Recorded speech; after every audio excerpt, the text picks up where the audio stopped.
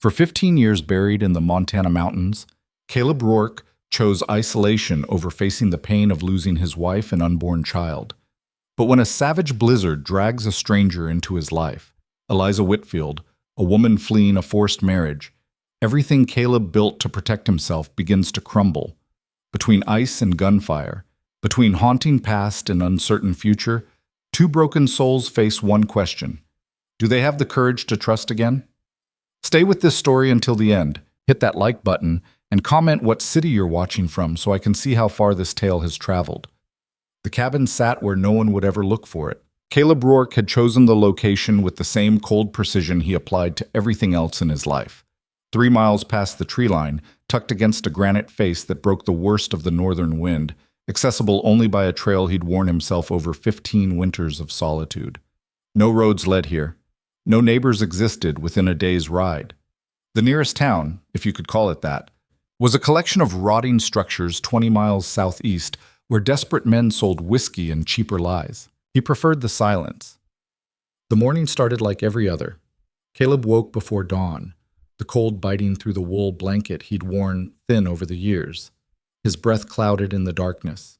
The fire had died to ash hours ago. He never kept it burning through the night, even in January. Waste of wood. He rose without hesitation, pulled on his boots, and stepped into the frozen pre-dawn to split more logs. The axe felt good in his hands. Familiar. Honest. He worked methodically, his breath steady despite the altitude and cold. Each swing split the wood clean, no wasted motion, no second strikes needed. Around him, the forest held its breath under 2 feet of snow. The sky above the peaks bled from black to deep blue, but the sun wouldn't clear the ridge for another hour. Caleb didn't mind. He'd spent enough years in darkness to find comfort there. By the time he'd stacked the split wood and returned inside, pale light filtered through the single window he'd cut into the southern wall. The cabin was small, one room, maybe 15 feet square, with a stone fireplace he'd built himself, a rope bed in the corner, a table and chair he'd carved from lodgepole pine. Shelves held supplies: dried meat, beans, flour in a sealed tin, coffee that cost him 3 months of trapping pelts. A rifle hung above the door. A skinny knife rested on the table. Everything he owned he'd made or earned. He built the fire back up, set coffee to boil in a battered pot, and fried 2 strips of venison in a cast iron pan. While the meat cooked, he stood at the window and studied the sky. Weather coming. He could feel it in the air, see it in the way the clouds built over the western peaks, like dirty wool piling higher and higher. Big storm. Maybe the biggest he'd seen this winter. Caleb ate standing, chewing the tough meat slowly, washing it down with black coffee hot enough to burn. He didn't taste it anymore. Food was fuel. Coffee was warmth. That was all. When he finished, he pulled on his heavy coat, buffalo hide traded from a Salish man 5 years back, and stepped outside to check his traps. The cold hit differently once you were moving. It found the gaps in your clothing, tested your exposed skin, searched for weakness.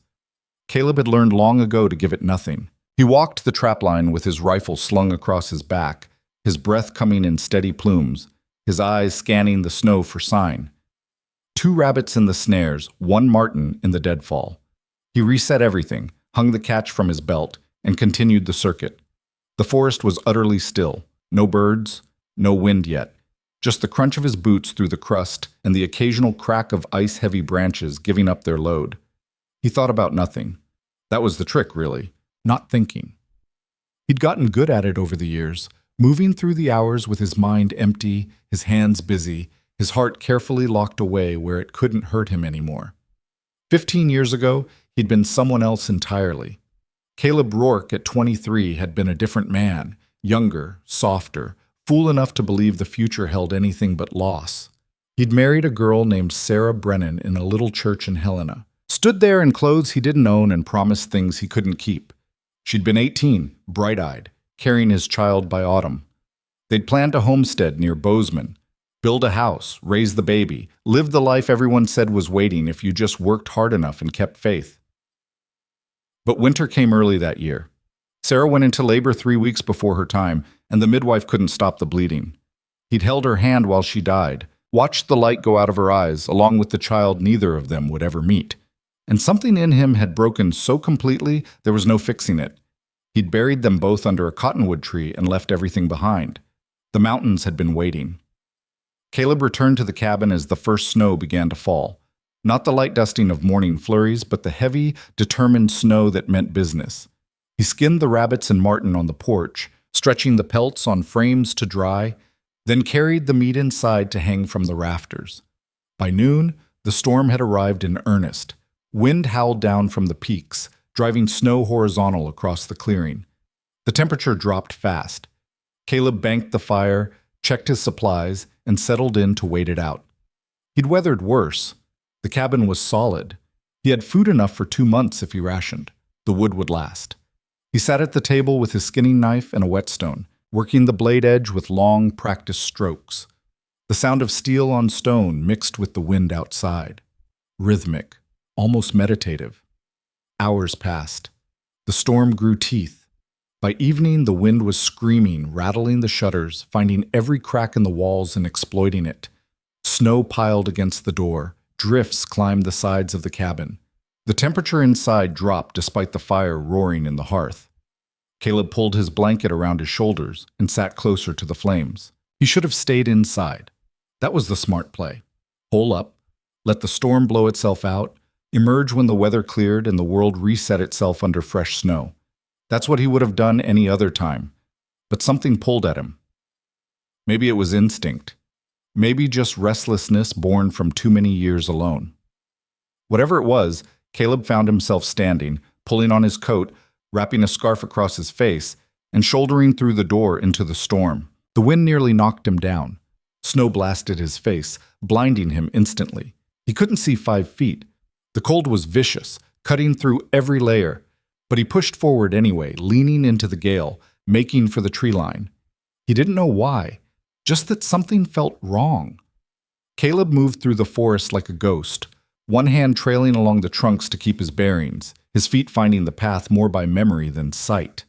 The storm erased everything, sound, direction, time, but he kept going. A quarter mile from the cabin, he heard it, a sound that didn't belong to wind or trees or snow, faint, almost lost in the chaos. A horse's scream. Caleb changed direction, following the sound, pushing through drifts that came up to his thighs. His lungs burned, ice formed on his beard, but he pressed on, and suddenly the trees opened up and he was standing at the edge of the old stage road, barely a road anymore, just a scar through the forest that drivers used when they were desperate or stupid. The stagecoach lay on its side in a ravine, half buried in snow. 2 horses were down, tangled in the traces, one still thrashing weakly. The driver hung from the seat, frozen solid, his face locked in a final expression of terror. The coach itself had rolled, the door torn off, luggage scattered across the slope. Caleb moved closer, his hand instinctively going to the rifle. "Anyone alive?"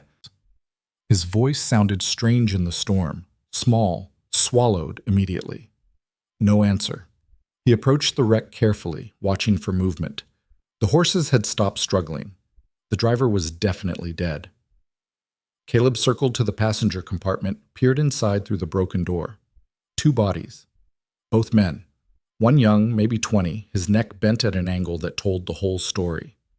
The other older, well-dressed, a bullet hole in his chest that had nothing to do with the crash. Robbery gone wrong, maybe. Or something worse. Caleb was turning to leave when he saw the hand. Small, pale, reaching from beneath an overturned trunk. He moved without thinking, dropping to his knees, shoving the trunk aside with strength born from desperation he didn't understand. Snow and debris scattered, and there, curled beneath the wreckage, was a woman. She wasn't moving. Caleb pulled off his glove and pressed 2 fingers to her throat, feeling for a pulse he didn't expect to find. There. Faint. Thready. But there. Jesus! The word escaped before he could stop it, a prayer to something he'd stopped believing in years ago. He worked fast, clearing the debris, checking her for obvious injuries. Her coat was expensive, her dress beneath it silk and wool. Her face was pale as death, lips blue, ice crystals forming on her eyelashes. But she was breathing. Barely. Caleb didn't hesitate. He shrugged out of his heavy coat, wrapped her in it, and lifted her from the wreckage. She weighed almost nothing. He held her against his chest and turned back toward the cabin, moving as fast as the storm allowed. The journey back was hell. Every step was a battle. The wind fought him. The cold clawed at them both. His arms burned from the weight. His legs shook with exhaustion, but he didn't stop. Couldn't stop. When he finally kicked open the cabin door and staggered inside, the fire had burned low. He laid the woman on his bed, threw more wood on the flames until they roared back to life, then set about stripping her wet clothes. He worked with clinical efficiency, cutting away the frozen fabric, checking for frostbite, for broken bones, for internal bleeding. Her hands and feet were ice cold but not blackened. Her breathing remained shallow but steady. No obvious breaks. Caleb wrapped her in every blanket he owned, tucked heated stones from the fire around her, and forced warm water between her lips a few drops at a time. Then he sat back and waited. The storm raged outside. Inside, the fire crackled. The woman lay utterly still, her face turned toward the wall, her dark hair spread across his pillow. Caleb stared at her, his mind churning. He should have left her. That was the truth of it. He should have walked away, let nature take its course, preserved the isolation he'd worked so hard to maintain. He didn't owe her anything, didn't owe anyone anything, but he'd pulled her from that wreck anyway. And now she was here in his cabin, breathing his air, disrupting 15 years of careful solitude with every shallow breath. Stupid, he muttered to himself. Hours passed. The woman didn't wake. Caleb kept the fire going, changed the heated stones, monitored her breathing. He found himself watching her face, searching for signs of consciousness, wondering who she was and what she'd been doing on that coach in the middle of a Montana blizzard. Rich, obviously. Her clothes told that story. The fabric was quality, the cut professional. Someone had money. Someone had cared enough to dress her well. And someone had put a bullet in one of her traveling companions. Caleb's eyes narrowed. What had he brought into his home? Near midnight, she stirred. It was just a small movement, her fingers twitching, her head turning slightly on the pillow. But Caleb saw it, was on his feet instantly, leaning over her. Can you hear me? Her eyelids fluttered, didn't open. You're safe, he said, though the word felt strange in his mouth. You're in a cabin. There was a crash. I pulled you out. Nothing. Then, so quiet he almost missed it. Cold. Her voice was barely a whisper, more breath than sound. Caleb grabbed another blanket, tucked it around her. I know, but you're warming up. Just stay still. Her eyes opened. They were gray, pale gray like smoke, like winter sky. They fixed on him with surprising clarity for someone who'd been unconscious for hours. Who? The word caught in her throat. Caleb Rourke. This is my cabin. She stared at him for a long moment, processing. Then her eyes widened slightly, memory returning in fragments. The coach, she whispered. The others, gone. All of them. You were the only one I could save. Her face crumpled. Not tears. She seemed too exhausted for that. But something deeper. Grief mixed with relief, mixed with fear. Where am I? Montana territory, high country, 3 miles from anywhere. How long? 5, 6 hours since I found you. Storm's still blowing. She closed her eyes again, her breathing unsteady. Thank you. The words sounded automatic, polite, the kind of thing someone from her world would say.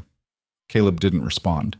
He moved back to his chair, giving her space, watching her in silence. Minutes passed. He thought she'd fallen asleep again, but then her eyes opened and she was looking at him with an intensity that made him uncomfortable. What's your name? He asked, more to break the silence than anything. Eliza. Her voice was stronger now. Eliza Whitfield. Where were you headed, Miss Whitfield? She hesitated. He saw the calculation in her eyes, the decision being made. East, she said finally. Away from here. Running from something.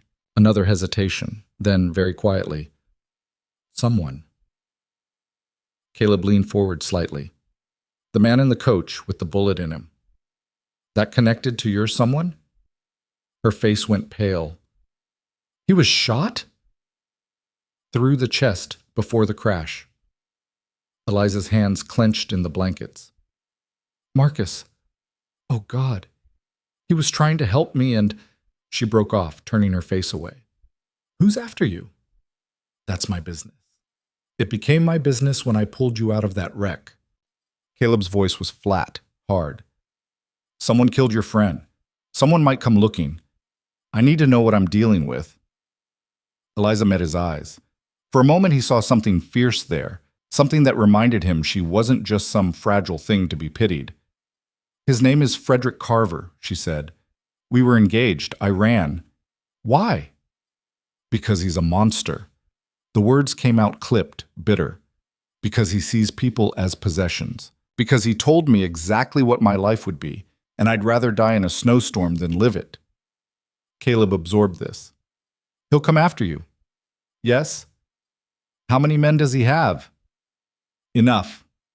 She looked at him steadily. You should put me out when the storm clears. Leave me at the nearest town. Don't get involved. Caleb almost laughed. Little late for that. I mean it. Frederick doesn't forgive, doesn't forget. Anyone who helps me. I've been alone for 15 years. Miss Whitfield, I've got no one for your Frederick to threaten. Something shifted in her expression. 15 years? He stood abruptly. You need rest. We'll talk more when you're stronger. Wait. She struggled to sit up, winced at the effort. Why did you save me? Caleb paused at the edge of the firelight, his back to her. Didn't have a choice, he said quietly. Couldn't leave you. Everyone has a choice. He looked back at her then, really looked at her. This woman who'd fallen into his life like an avalanche, disrupting everything, asking questions he didn't want to answer. Yeah, he said. They do. He turned away, moved to the far corner of the cabin, and sat with his back against the wall, his rifle across his knees. The storm howled outside. Eliza Whitfield lay in his bed, watching him with those pale gray eyes. And Caleb Rourke, who'd spent 15 years building walls high enough to keep the world out, felt the first crack appear in his foundation. Neither of them slept. The storm continued through the night, relentless, burying the mountain deeper. Inside the cabin, the fire burned steady. Caleb fed it methodically every hour, maintaining the warmth that kept Eliza alive. She drifted in and out of consciousness, sometimes murmuring things he couldn't make out, other times lying so still he had to watch her chest rise and fall to be sure she was breathing. Near dawn, she spoke clearly. You lost someone. Caleb was adding wood to the fire. He froze, his hand on the log. It's not a question, Eliza continued, her voice soft but certain.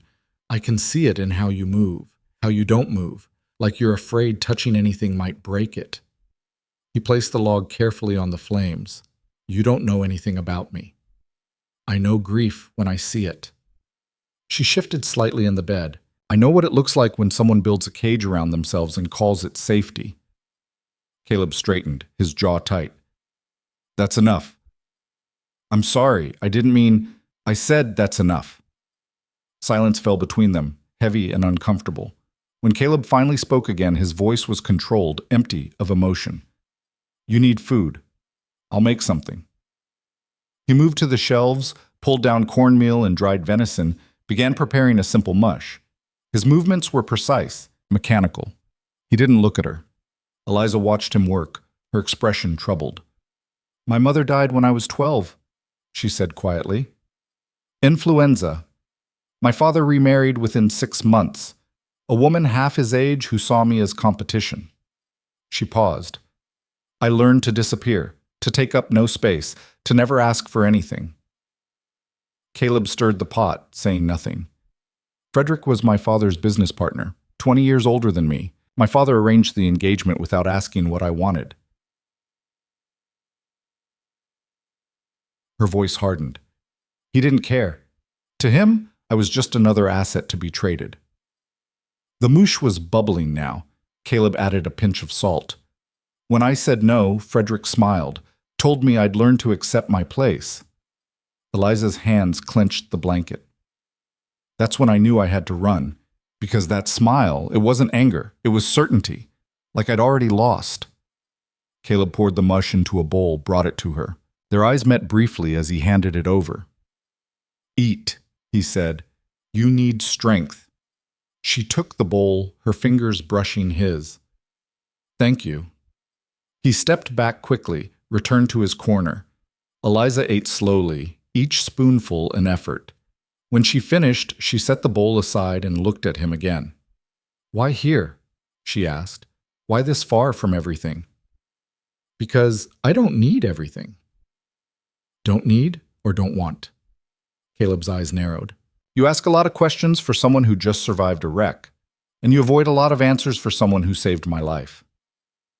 Despite himself, Caleb felt something almost like amusement flicker through him. Almost. "You're stubborn," he said. "So are you." They stared at each other across the cabin. Two broken people, two different kinds of ruins thrown together by chance and storm. Finally, Eliza spoke. "I won't burden you longer than necessary. When the weather clears, you can barely sit up. You're not going anywhere for a while. I'll manage. You'll die." His voice was flat, certain. "It's 20 miles to the nearest settlement. In this cold, in your condition, you'd last maybe an hour." "Then what do you suggest?" Caleb leaned his head back against the wall, closing his eyes. "I suggest you heal, get your strength back. Then we figure out what comes next." "We?" He opened his eyes, looked at her. "You got a better option?" Eliza held his gaze, and something passed between them, an understanding, fragile and new. "No," she admitted, "I don't." Outside, the storm began to ease. By mid-morning, the wind had dropped from a shriek to a moan. Snow still fell, but gentler now, the worst of the fury spent. Caleb pulled on his coat. "I'm going to check the damage, see if the coach is salvageable for supplies. Be careful." He paused at the door, surprised by the concern in her voice. "Always am." The world outside was transformed, drifts higher than his head, trees bent under the weight of snow, the landscape erased and rewritten in white. Caleb waded through it, following his earlier trail, now nearly filled in. The wreck was worse than he'd thought. The remaining horse was dead, frozen in the traces. The coach itself had been further damaged by the wind, the roof partially collapsed. Caleb approached carefully, rifle ready, though he didn't expect trouble. The bodies were where he'd left them, the driver still hanging from his perch, the two passengers inside. Caleb stood looking at the man with the bullet wound, thinking about what Eliza had said. Frederick Carver, a man who saw people as possessions. Caleb had known men like that. Hell, he'd killed men like that, back before he'd walked away from the world and everything in it. He moved to the scattered luggage, searching for anything useful. Most of it was ruined, clothes soaked and frozen, personal effects destroyed. But he found a small trunk that had stayed mostly dry, forced the lock, and discovered women's clothing inside. Eliza's, presumably. He also found a leather portfolio, sealed with wax. Caleb broke the seal, opened it. Inside were letters, correspondence between someone named Marcus Brennan and various business associates in Chicago and New York. He scanned them quickly, piecing together a story. Marcus had been a lawyer, Eliza's advocate, helping her escape the engagement legally. And someone had killed him for it. Caleb's jaw tightened. He gathered what he could carry, the trunk, some undamaged supplies, a pistol he found under the driver's seat, and made his way back to the cabin. Eliza was awake when he entered, sitting up with effort, her color better than before. "I brought your things," Caleb said, setting the trunk down. "And these." He placed the portfolio on the table. Eliza's face went pale. "Marcus's papers. He was your lawyer. He was my friend." Her voice broke slightly. "He believed me when no one else did. Helped me when helping me meant risking everything." Caleb pulled the letters out, spread them on the table. "These show Frederick's business dealings, some of them illegal. Marcus was building a case." Eliza nodded slowly. "He thought if we could prove Frederick's criminal activity, we could break the engagement contract. My father wouldn't want the scandal. Your father knows Frederick's a criminal and doesn't care? My father knows Frederick makes him money. That's all he cares about." Caleb studied the letters again. "These are good, detailed. If they reach the right people, they won't." Eliza's voice was hard with certainty. "Frederick owns judges, prosecutors, half the police in Chicago. Marcus knew that. That's why we were running. He was going to take the case to federal authorities in Washington. And Frederick found out. Obviously. Caleb looked at her. This woman who'd been sold by her father, hunted by her fiancé, who'd lost her only ally to a bullet and nearly died in a blizzard. She stared back, unflinching. "What will you do?" she asked. It was a simple question. It deserved a simple answer, but Caleb found he didn't have one. What would he do? Send her away when she healed, back into the world where Frederick Carver waited? Keep her here, in this cabin barely big enough for one, let alone two? Get involved in a fight that wasn't his, against a man with resources and ruthlessness? The smart play was obvious. "I don't know," he said finally. Eliza smiled, thin and bitter. "At least you're honest." The days that followed settled into an uneasy rhythm. Caleb hunted, checked traps, kept the cabin maintained. Eliza healed, her strength returning slowly but steadily. They spoke little, circling each other like wary animals, neither quite sure what to make of their situation. But proximity had a way of wearing down walls. On the third day, Caleb came back from checking the trap line to find Eliza out of bed, standing at the stove, attempting to cook. "What are you doing?" She turned, startled. "Making myself useful." "You should be resting." "I've been resting for 3 days. I'm going insane." She gestured at the pot. "I'm not helpless, you know." Caleb looked at the pot. Whatever was in it didn't look edible. "What is that?" "Stew, I think." Eliza frowned at it. "I found some dried meat and potatoes, and you can't cook." Her chin lifted. "I can learn." Despite himself, Caleb felt that flicker of amusement again. He crossed to the stove, looked into the pot, and winced. "Step aside." "I don't need—" "Step aside, Miss Whitfield." Eliza moved, her expression mutinous. Caleb salvaged what he could of her attempt, added water, salt, actual edible ingredients, and turned the disaster into something resembling food. "Watch," he said. "If you're going to learn, learn right." She watched. Over the next hour, Caleb showed her the basics. How to prepare game, season properly, control the heat. Eliza listened intently, asking questions, her hands quick and capable once she understood what to do.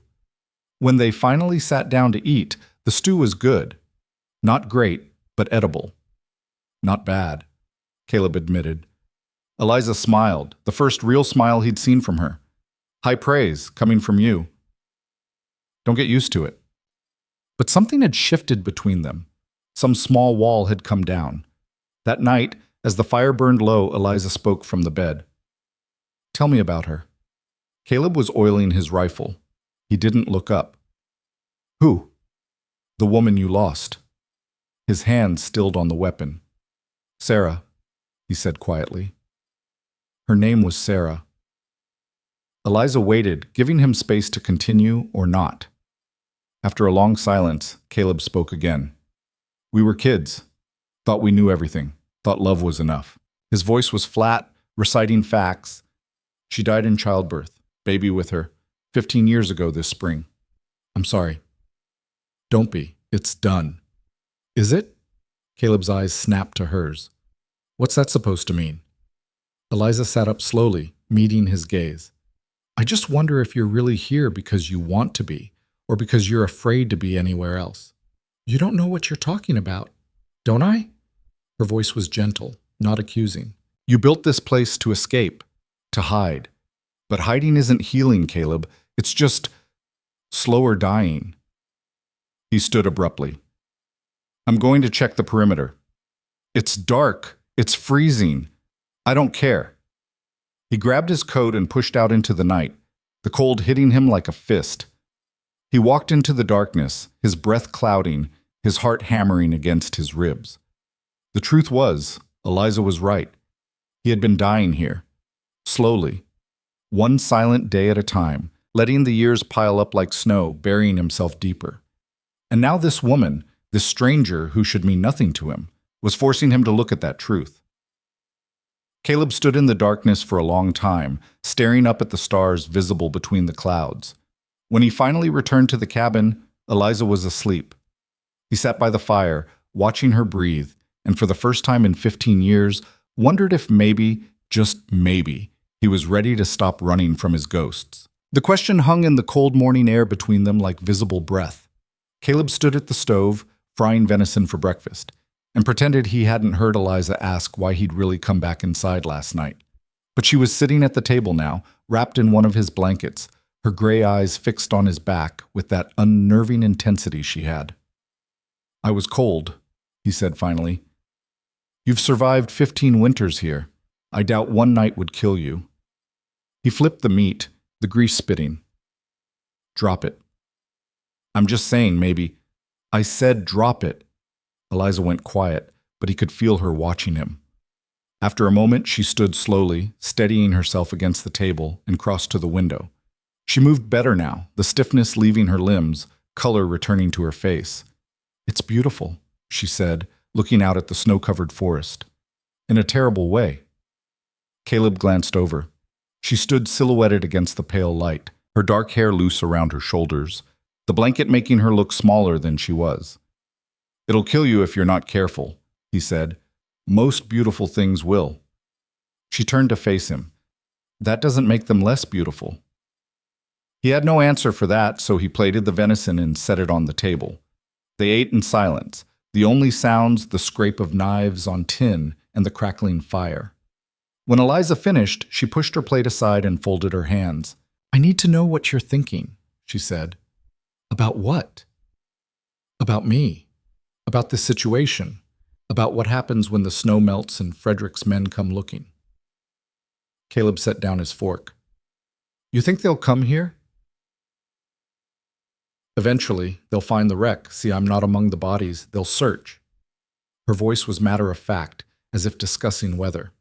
"Frederick doesn't accept losses, especially not things he considers his. You're not a thing. Try telling him that." Caleb leaned back in his chair, studying her. "What's he like? Really like?" Eliza was quiet for a moment, her fingers tracing patterns on the rough wood of the table. "Charming," she said finally. "That's what makes him dangerous. He can make you believe he's reasonable, generous even. He'll smile and offer you a drink and talk about art or literature or whatever you're interested in, and you'll think maybe everyone's wrong about him." "Boss, say, yeah, get to chums." She paused. "Then you'll see what happens when someone tells him no. And you'll understand. What happened? To the last person who told him no?" Eliza's smile was bitter. "Her name was Catherine. She was a maid in his household. Pretty girl. He took a liking to her, made advances. She refused. And she disappeared, just gone one day. Frederick expressed concern, offered to help search. Very convincing." Eliza's hands clenched. "I found her 3 months later, working in a brothel in the worst part of Chicago. Opium addict, could barely speak." Caleb's jaw tightened. "He did that to her. He destroyed her, methodically, made sure everyone knew what happens when you reject Frederick Carver." Eliza met his eyes. "That's who's coming for me." The weight of that settled between them. "How many men will he send?" Caleb asked. "As many as it takes, 6, maybe 8. Professionals, not thugs. Men who know how to track, how to fight. And what will they do when they find you?" Eliza's expression hardened. "Take me back. By force if necessary. Frederick will forgive my temporary madness, marry me anyway, and then—" She trailed off. "And then? And then I'll spend the rest of my life learning what it means to be his possession." Her voice was flat, empty. "I'd rather die in these mountains." Caleb believed her. He stood, walked to the window, looked out at the endless white. His cabin, his mountain, his solitude, carefully constructed and maintained for 15 years, all of it about to be shattered. "How long do we have?" he asked. "Before they come. Weeks, maybe. The storm will have covered our tracks, bought us time. But once the road's clear—" Eliza moved to stand beside him. "I can leave. Today if you want. I won't bring this to your door. In your condition, you'd be dead before nightfall. That's my choice to make." "Is it?" He turned to face her. "I pulled you out of that wreck. That makes you my responsibility. I didn't ask to be your responsibility. Doesn't matter, you are. They stood close enough that he could see the flecks of darker gray in her eyes, the small scar above her left eyebrow, the way her jaw set when she was trying not to show fear. Why? Eliza asked quietly. Why do you care what happens to me? Caleb didn't have an answer. Or rather, he had several answers, and none of them made sense. I don't know, he said finally. That's not good enough. It's all I have. Eliza held his gaze for a long moment, then nodded slowly. All right, then we plan. If they're coming, we need to be ready. We? Unless you're planning to hand me over. Despite everything, Caleb almost smiled. You don't give up, do you? Not when my life depends on it, no. They spent the rest of the morning taking inventory. Caleb laid out everything he had. 2 rifles, the pistol from the wreck, ammunition for both, his hunting knives, a hatchet. Not much, but enough if used smart. Eliza watched him work, her mind clearly calculating. The cabin's defensible, she said. Only one door, narrow windows. They'd have to come at you head on. Us, Caleb corrected. They'd come at us. I can't shoot. Then you'll learn. He pulled down one of the rifles, showed her how to load it, how to aim, how to breathe and squeeze rather than pull. Eliza listened intently, her hands steady on the weapon despite its weight. Try it, Caleb said, pointing toward the door. Aim at the frame. She raised the rifle, sighted down the barrel. Her form was awkward, unpracticed, but determined. Lower your shoulder. You'll break your collarbone if you fire like that. Eliza adjusted. Better. Now breathe. Let it out slow. Squeeze. The rifle cracked, the sound deafening in the small cabin. The bullet punched into the door frame 2 inches left of center. Eliza lowered the weapon, her hand shaking slightly. Not bad for a society girl. Not good either, but it's a start. Caleb took the rifle, reloaded it, handed it back. Again. They practiced for an hour, until Eliza's shoulder was bruised and her ears were ringing, but she could hit the frame consistently. Not perfect, but functional.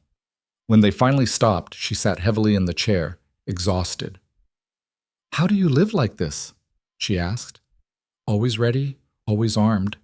Out here. You don't have a choice. The mountain doesn't care if you're ready or not. Is that why you came here, to fight the mountain instead of people? Caleb cleaned the rifles, his movements methodical. I came here to stop fighting altogether. How's that working for you? He looked at her, saw the slight smile on her face, and felt something shift in his chest. Something he'd thought long dead. Not well, apparently. That afternoon, Caleb went to check the trapline while Eliza rested. The snow had settled, the storm's violence replaced by brittle cold and silence. He moved through the forest with practiced ease, his mind working through possibilities. If Frederick's men came, they'd come in force. Professional trackers, well-armed, the cabin could be defended, but not indefinitely. Ammunition was limited. Supplies wouldn't last a siege, which meant he needed advantages they wouldn't expect. Caleb spent the next 2 hours setting traps along the approaches to the cabin. Deadfalls that would look natural, tripwires hidden in the snow, pressure plates rigged to noisemakers. Nothing lethal, just warnings.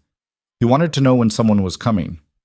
When he returned, Eliza had soup heating on the stove and had reorganized his shelves with surprising efficiency. I got bored, she said at his look. I can see that. Also, your system made no sense. Ammunition mixed with food supplies? Coffee next to gunpowder? It worked fine. It worked terribly. She ladled soup into bowls. Now the dangerous things are separated from the edible things, and you can actually find what you need. Caleb wanted to argue but couldn't.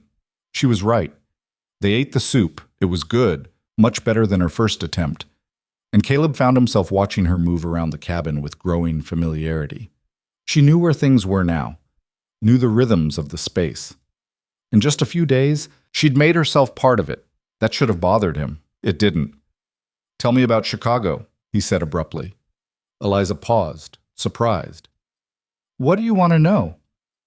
What's it like? The city. She sat down across from him, thinking. Loud, Crowded.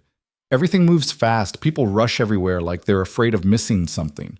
Buildings getting taller every year. Smoke from the factories. Noise from the trains. She paused. I used to love it. The energy, the possibility. Then I met Frederick and it all turned gray. How'd you meet him? My father's club. Frederick was there discussing an investment. I was supposed to be the decoration, smile and look pretty. Her voice hardened. I made the mistake of having an opinion about his business strategy. He found it charming, started courting me. My father encouraged it. Even knowing what kind of man he was? Especially knowing. Frederick had money, connections. That's all that mattered. Liza stared into her soup. I tried to refuse the engagement. My father threatened to disown me, said I was ungrateful, selfish, said Frederick was offering me security, status, everything a woman could want. Except freedom. Except that, yes. Caleb leaned back, processing this. What about your mother? Would she have helped? She died when I was 12. After that, it was just my father and me until he remarried. Eliza's smile was sad. She would have hated Frederick, would have seen right through him. Sounds like a smart woman. She was. Eliza's eyes met his. She taught me to shoot, actually. My father was horrified, said it wasn't ladylike. But she took me anyway out to her brother's farm, said every woman should know how to protect herself. Caleb raised an eyebrow. You said you couldn't shoot. I said I can't shoot well. There's a difference. She gestured at the rifle. I knew the basics, but it's been years, and I never practiced with anything like that. We'll keep practicing. Why are you doing this? The question came out quiet, serious. Really? You could put me out tomorrow, wash your hands of all of it. Why help me? Caleb was quiet for a long time. Because I know what it's like, he said finally, to have everything taken from you, to feel like the world doesn't care if you live or die. He met her eyes, and I know what it's like to give up, to just stop fighting. You didn't give up. You're still here. Barely. I was just going through motions, surviving, not living. He paused. Maybe that's why I pulled you out. Maybe some part of me recognized the choice you were making and couldn't let it happen. What choice? To die rather than surrender who you are. Eliza's breath caught. And you? What choice are you making now? I don't know yet. But that wasn't entirely true. Somewhere in the past few days, without quite realizing it, Caleb had already made his choice. He just wasn't ready to say it out loud. That night, the temperature dropped viciously. The fire roared but couldn't quite push back the cold seeping through every crack in the walls. Eliza shivered under the blankets, her breath visible in the air. Caleb added more wood, banked the flames higher. It's not working, Eliza said through chattering teeth. She was right. The cold was winning. Come here, Caleb said. What? The bed's warmer than the chair. We'll share. Just for warmth. Eliza hesitated, then nodded. She moved to the bed while Caleb arranged blankets on the floor beside it. What are you doing? She asked. Sleeping on the floor. Don't be ridiculous. The floor's colder than the air. You'll freeze. I'll be fine. Caleb. Her voice was firm. We're both adults. We can share the bed without impropriety. And if we don't, one of us won't make it to morning.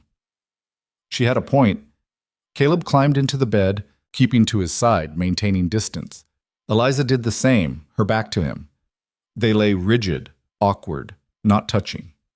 Minutes passed. The cold pressed in. Finally, Eliza spoke. This is stupid.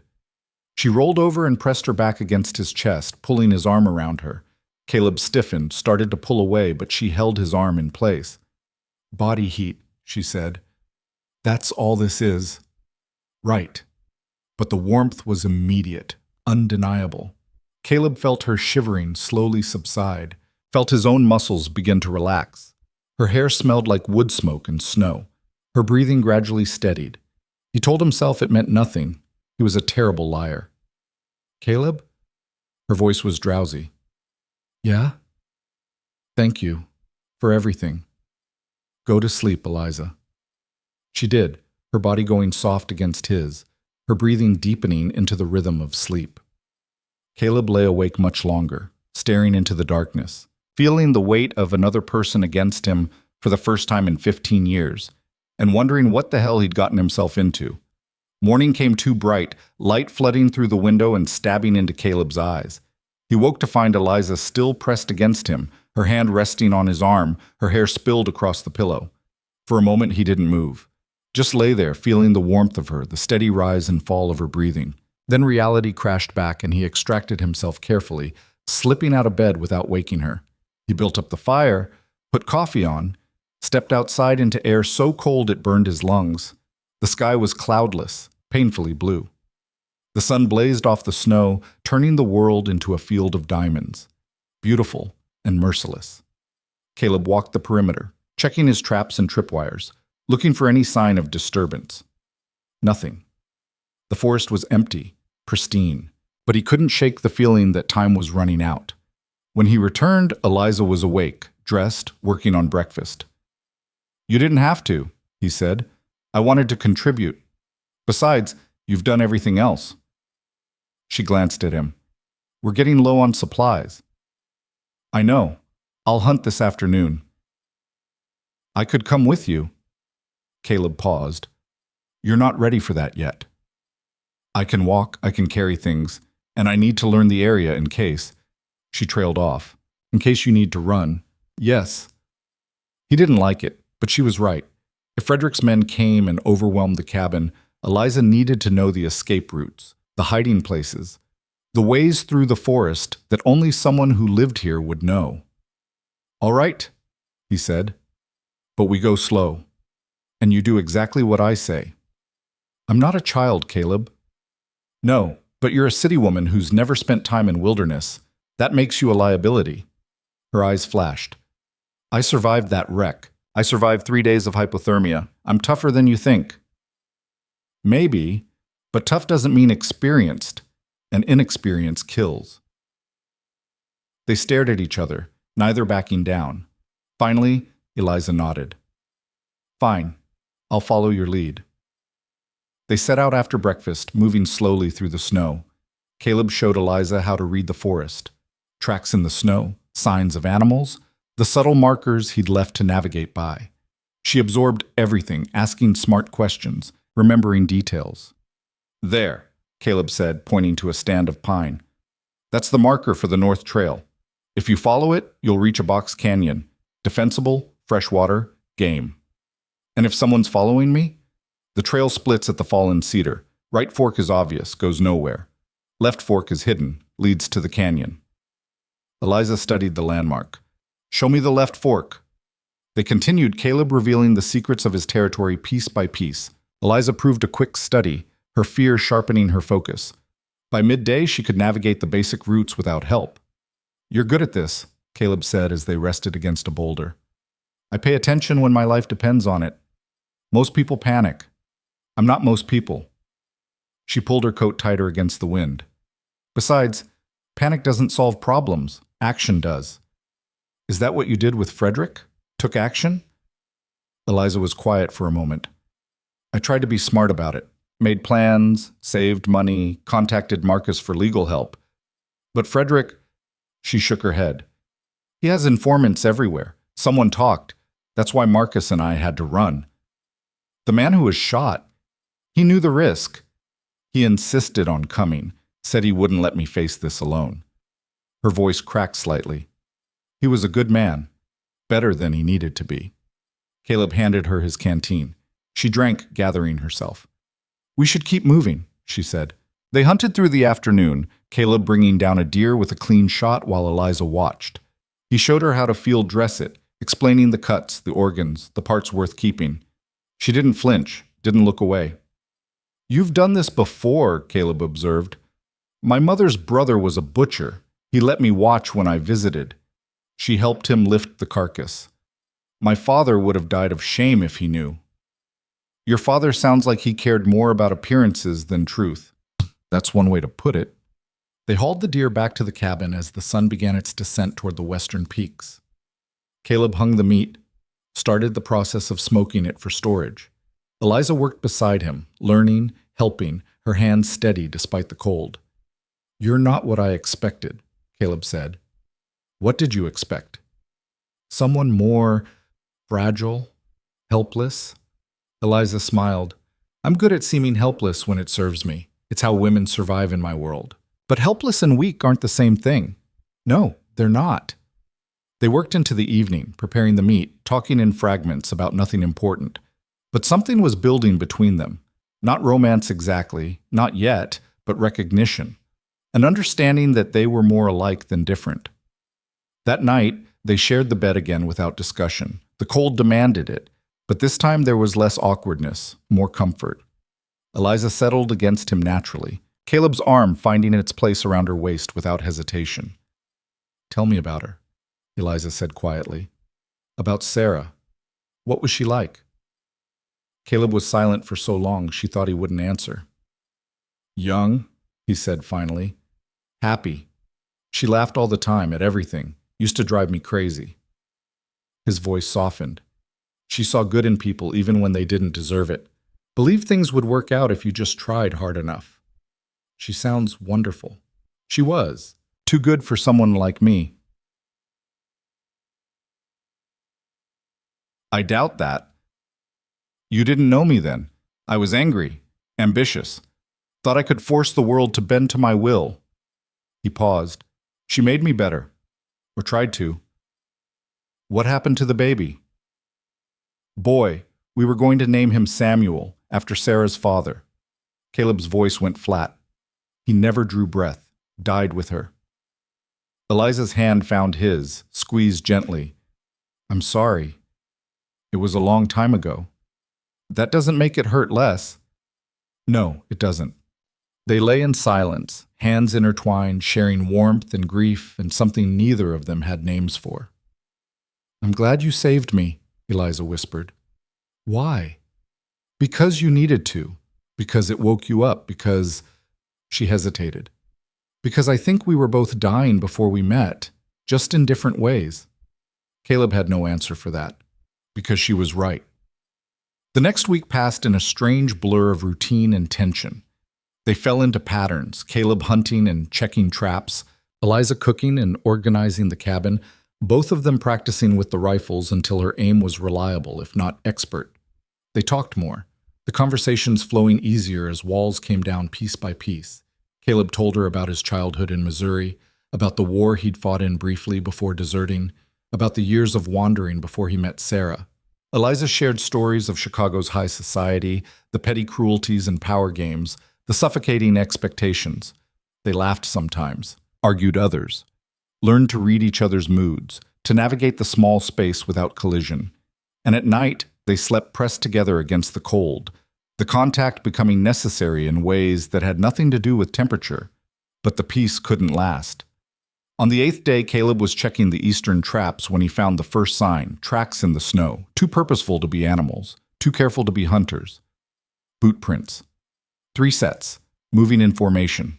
They'd circled the cabin at a distance, scouting, taking measurements. Caleb's blood went cold. He followed the tracks carefully, mapping their route, counting the different prints. 3 men, maybe 4, well-equipped, judging by the boot quality.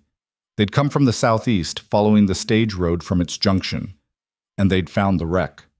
Caleb raced back to the cabin, his mind churning. Eliza looked up as he burst through the door, saw his face, and understood immediately. "They're here. Not yet, but they've been close. Scouting party." He moved to the window, scanning the tree line. "We have maybe a day, maybe less." Eliza stood, her face pale but composed. "What do we do?" "Run or fight. Those are the options. If we run, they'll track us. We can't move fast enough in this snow. If we fight, we're outnumbered and outgunned. Then we'd better be smarter." Caleb looked at her, this woman who'd tumbled into his life barely 2 weeks ago, who should have been nothing to him, who instead had become everything he didn't know he needed. "All right," he said. "Then we get smart." They spent the rest of the day preparing. Caleb reinforced the door, moved ammunition within easy reach, filled containers with water in case of siege. Eliza checked and rechecked the rifles, practiced loading and firing until her hands moved on pure muscle memory. As darkness fell, they ate a quiet meal, neither speaking much. Finally, Eliza broke the silence. If this goes wrong, it won't. But if it does, I want you to know. She stopped, searching for words.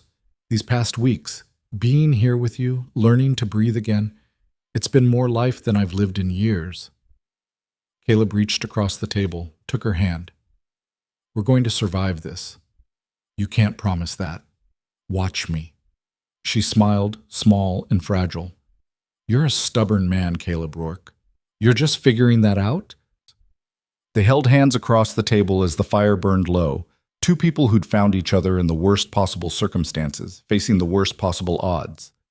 But neither of them looked away, and neither of them let go. The night passed in shifts. Caleb took the first watch, sitting by the window with his rifle across his knees, scanning the darkness for movement that never came.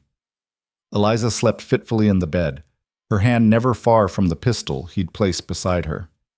At midnight, she relieved him without being asked. He tried to argue, but she cut him off.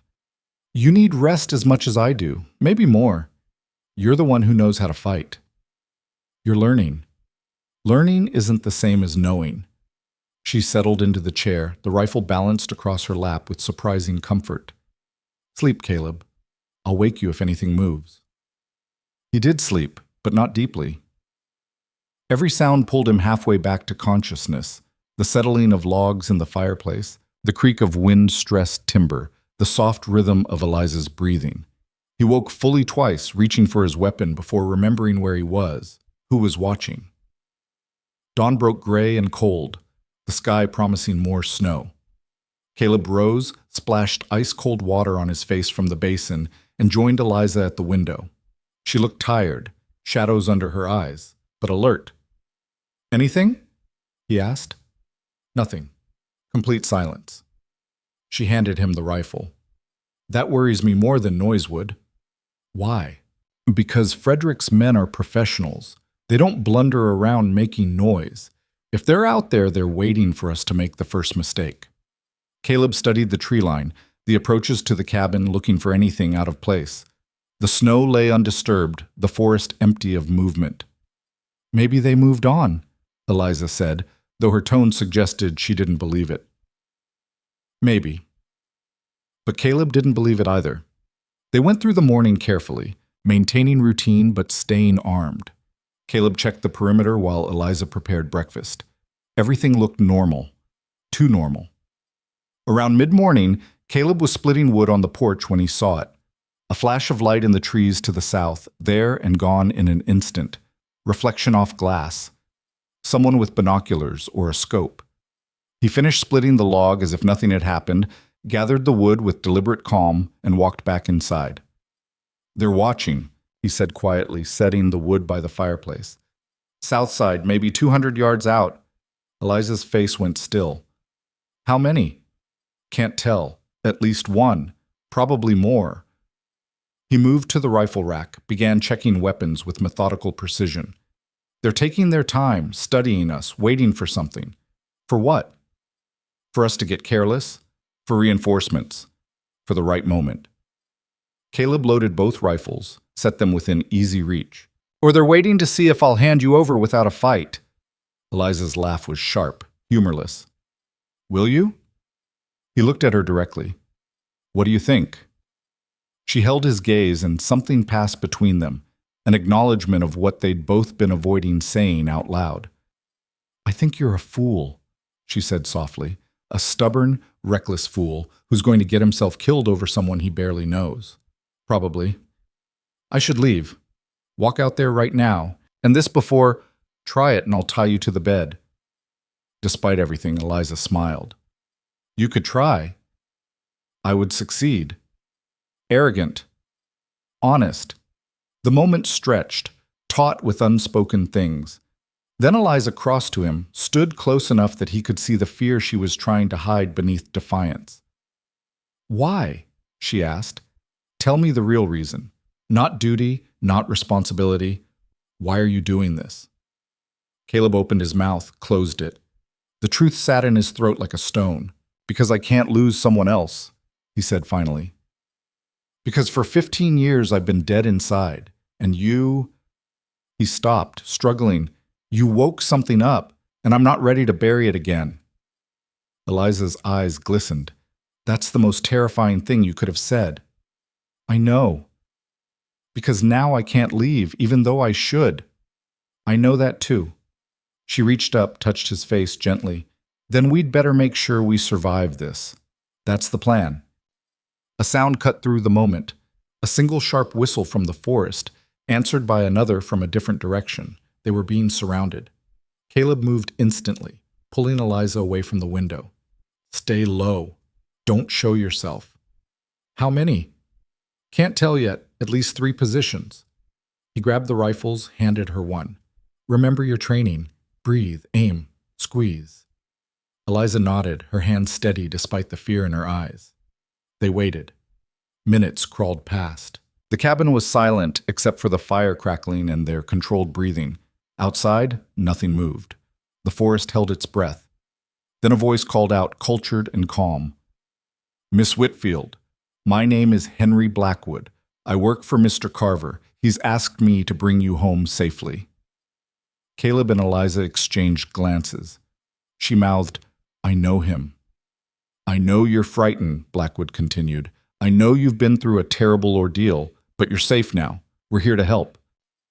He's lying, Eliza whispered. Blackwood is Frederick's enforcer. He makes problems disappear.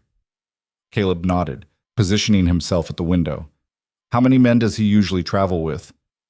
5 or 6, all ex-military, all loyal to Frederick's money.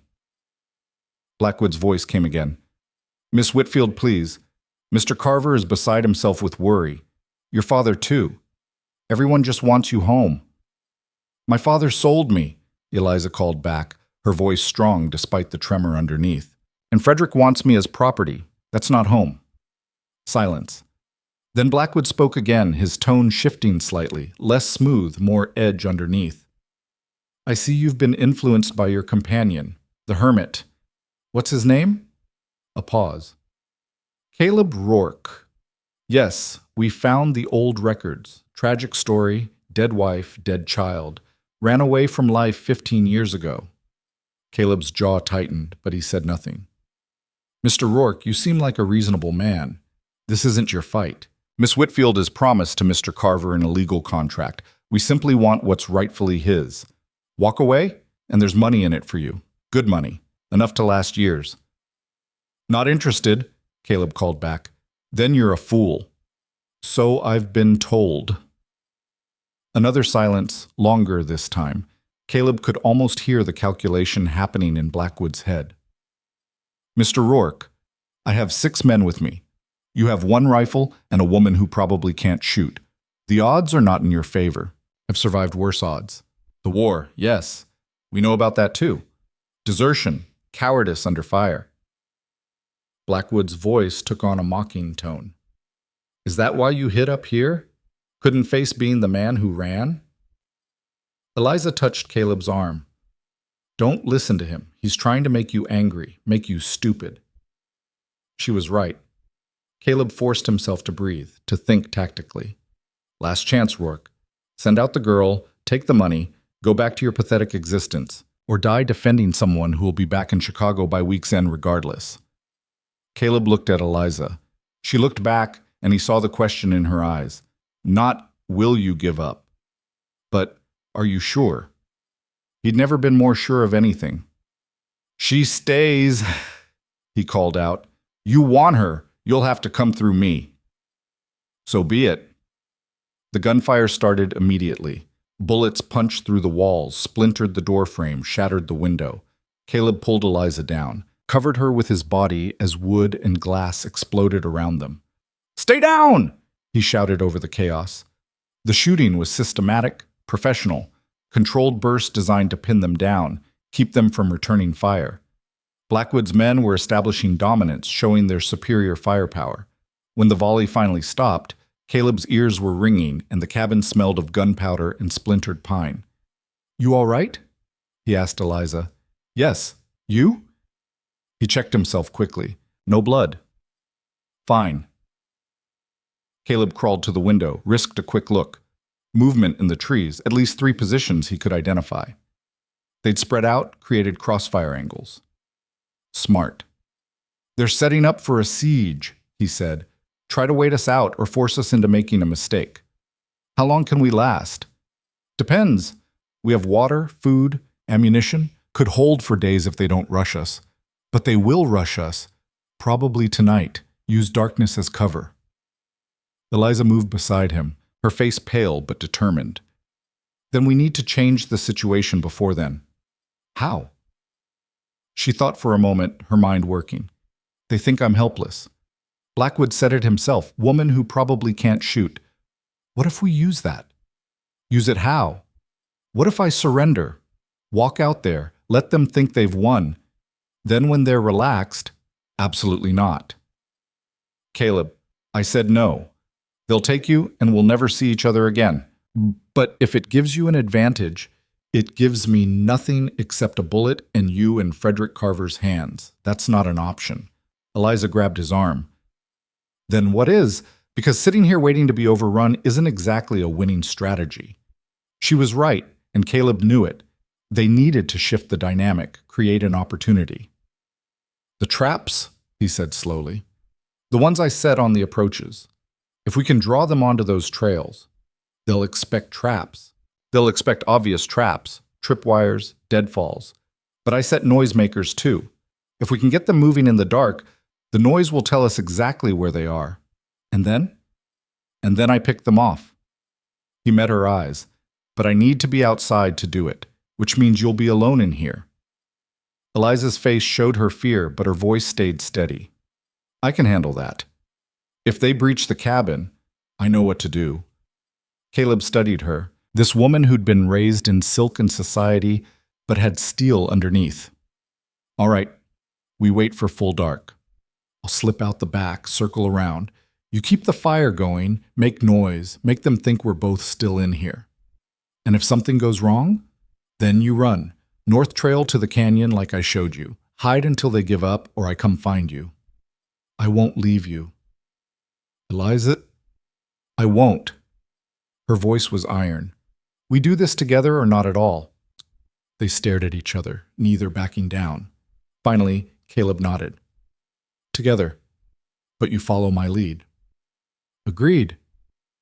The afternoon dragged into evening with excruciating slowness. Occasional shots rang out, keeping them pinned, preventing any movement. Caleb and Eliza stayed low, conserving ammunition, waiting. Around 3 o'clock, Blackwood called out again. "Getting hungry yet, Miss Whitfield? Thirsty? We can wait as long as it takes. Can you?" Eliza didn't respond. Caleb had instructed her to save her voice, save her energy. "Your hermit can't protect you forever. He's one man. We're many. Simple mathematics." Still nothing. "I'm trying to be reasonable here. Mr. Carver is willing to forgive this entire episode. The running, the stubbornness, even your association with Rourke. All forgotten if you just come out peacefully." Caleb whispered, "He's getting frustrated. Good." Eliza nodded, checking her rifle for the 10th time. As dusk approached, Caleb made his final preparations.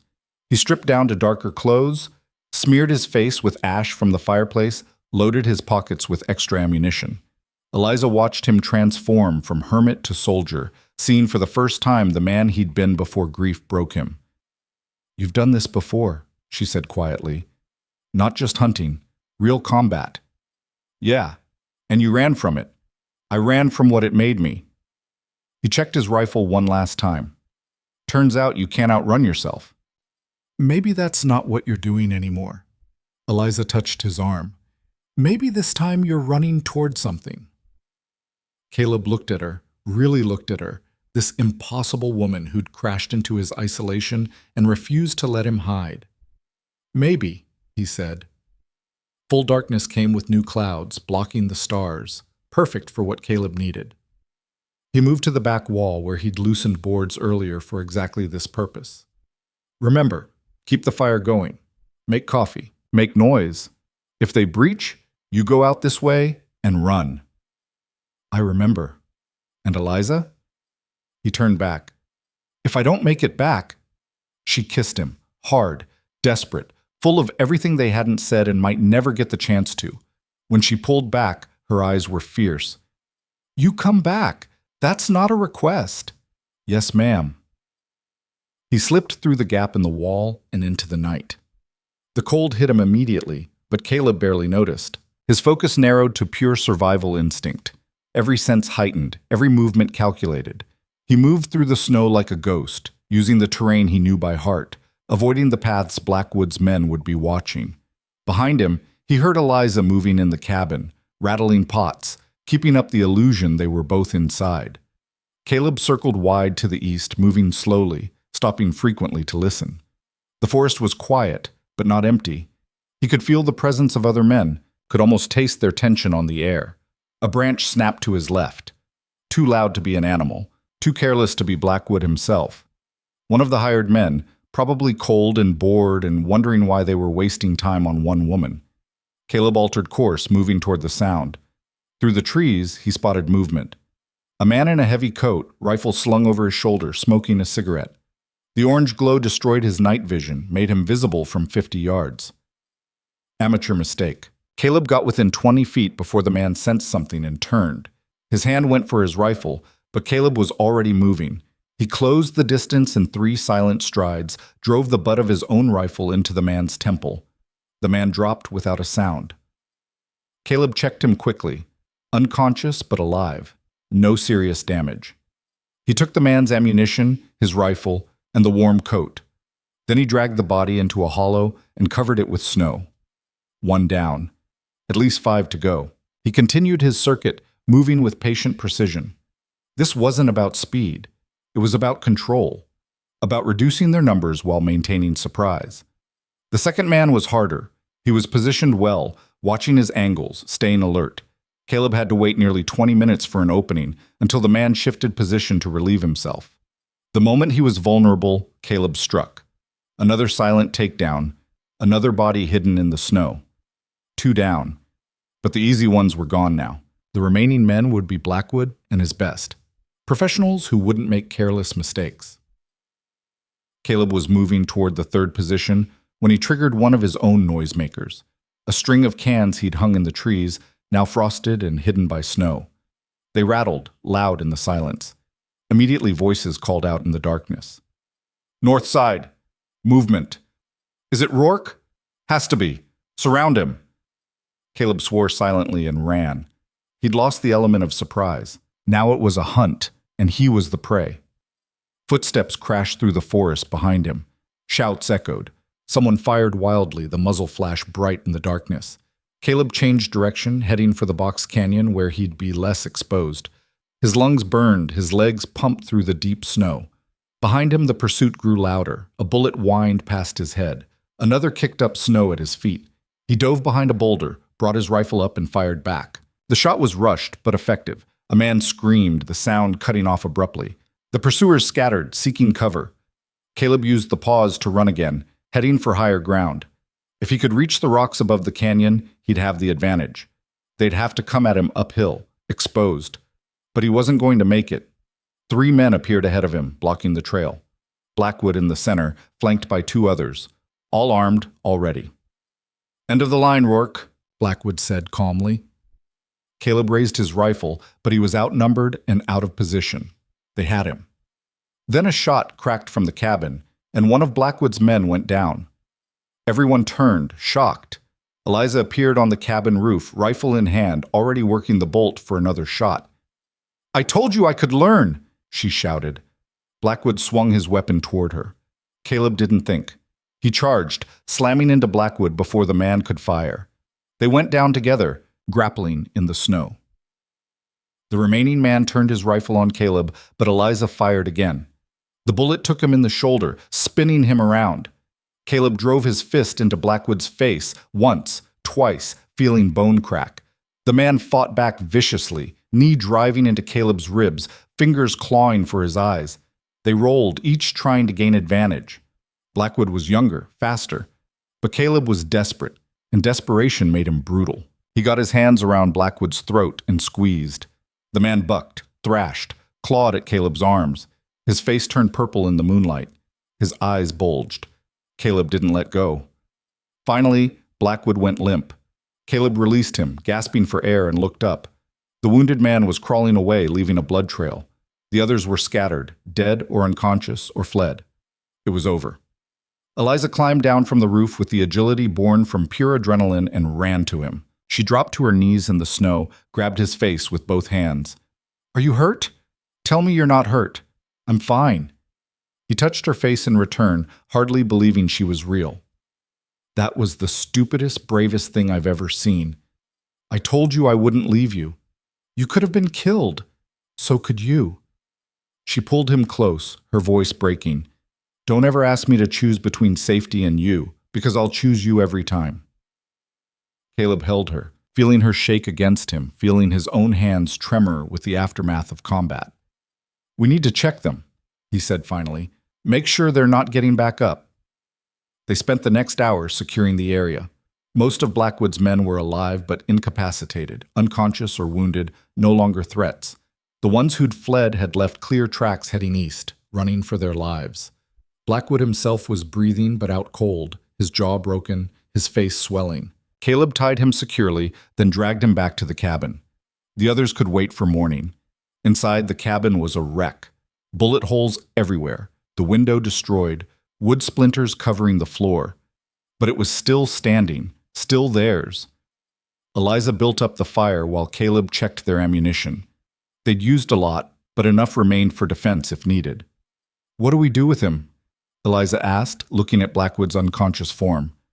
"Let him wake up. Get some answers. Then send him back to Frederick with a message." "What message?" Caleb looked at her. "This woman worth fighting for, worth killing for. That you're not property, that you're not going back.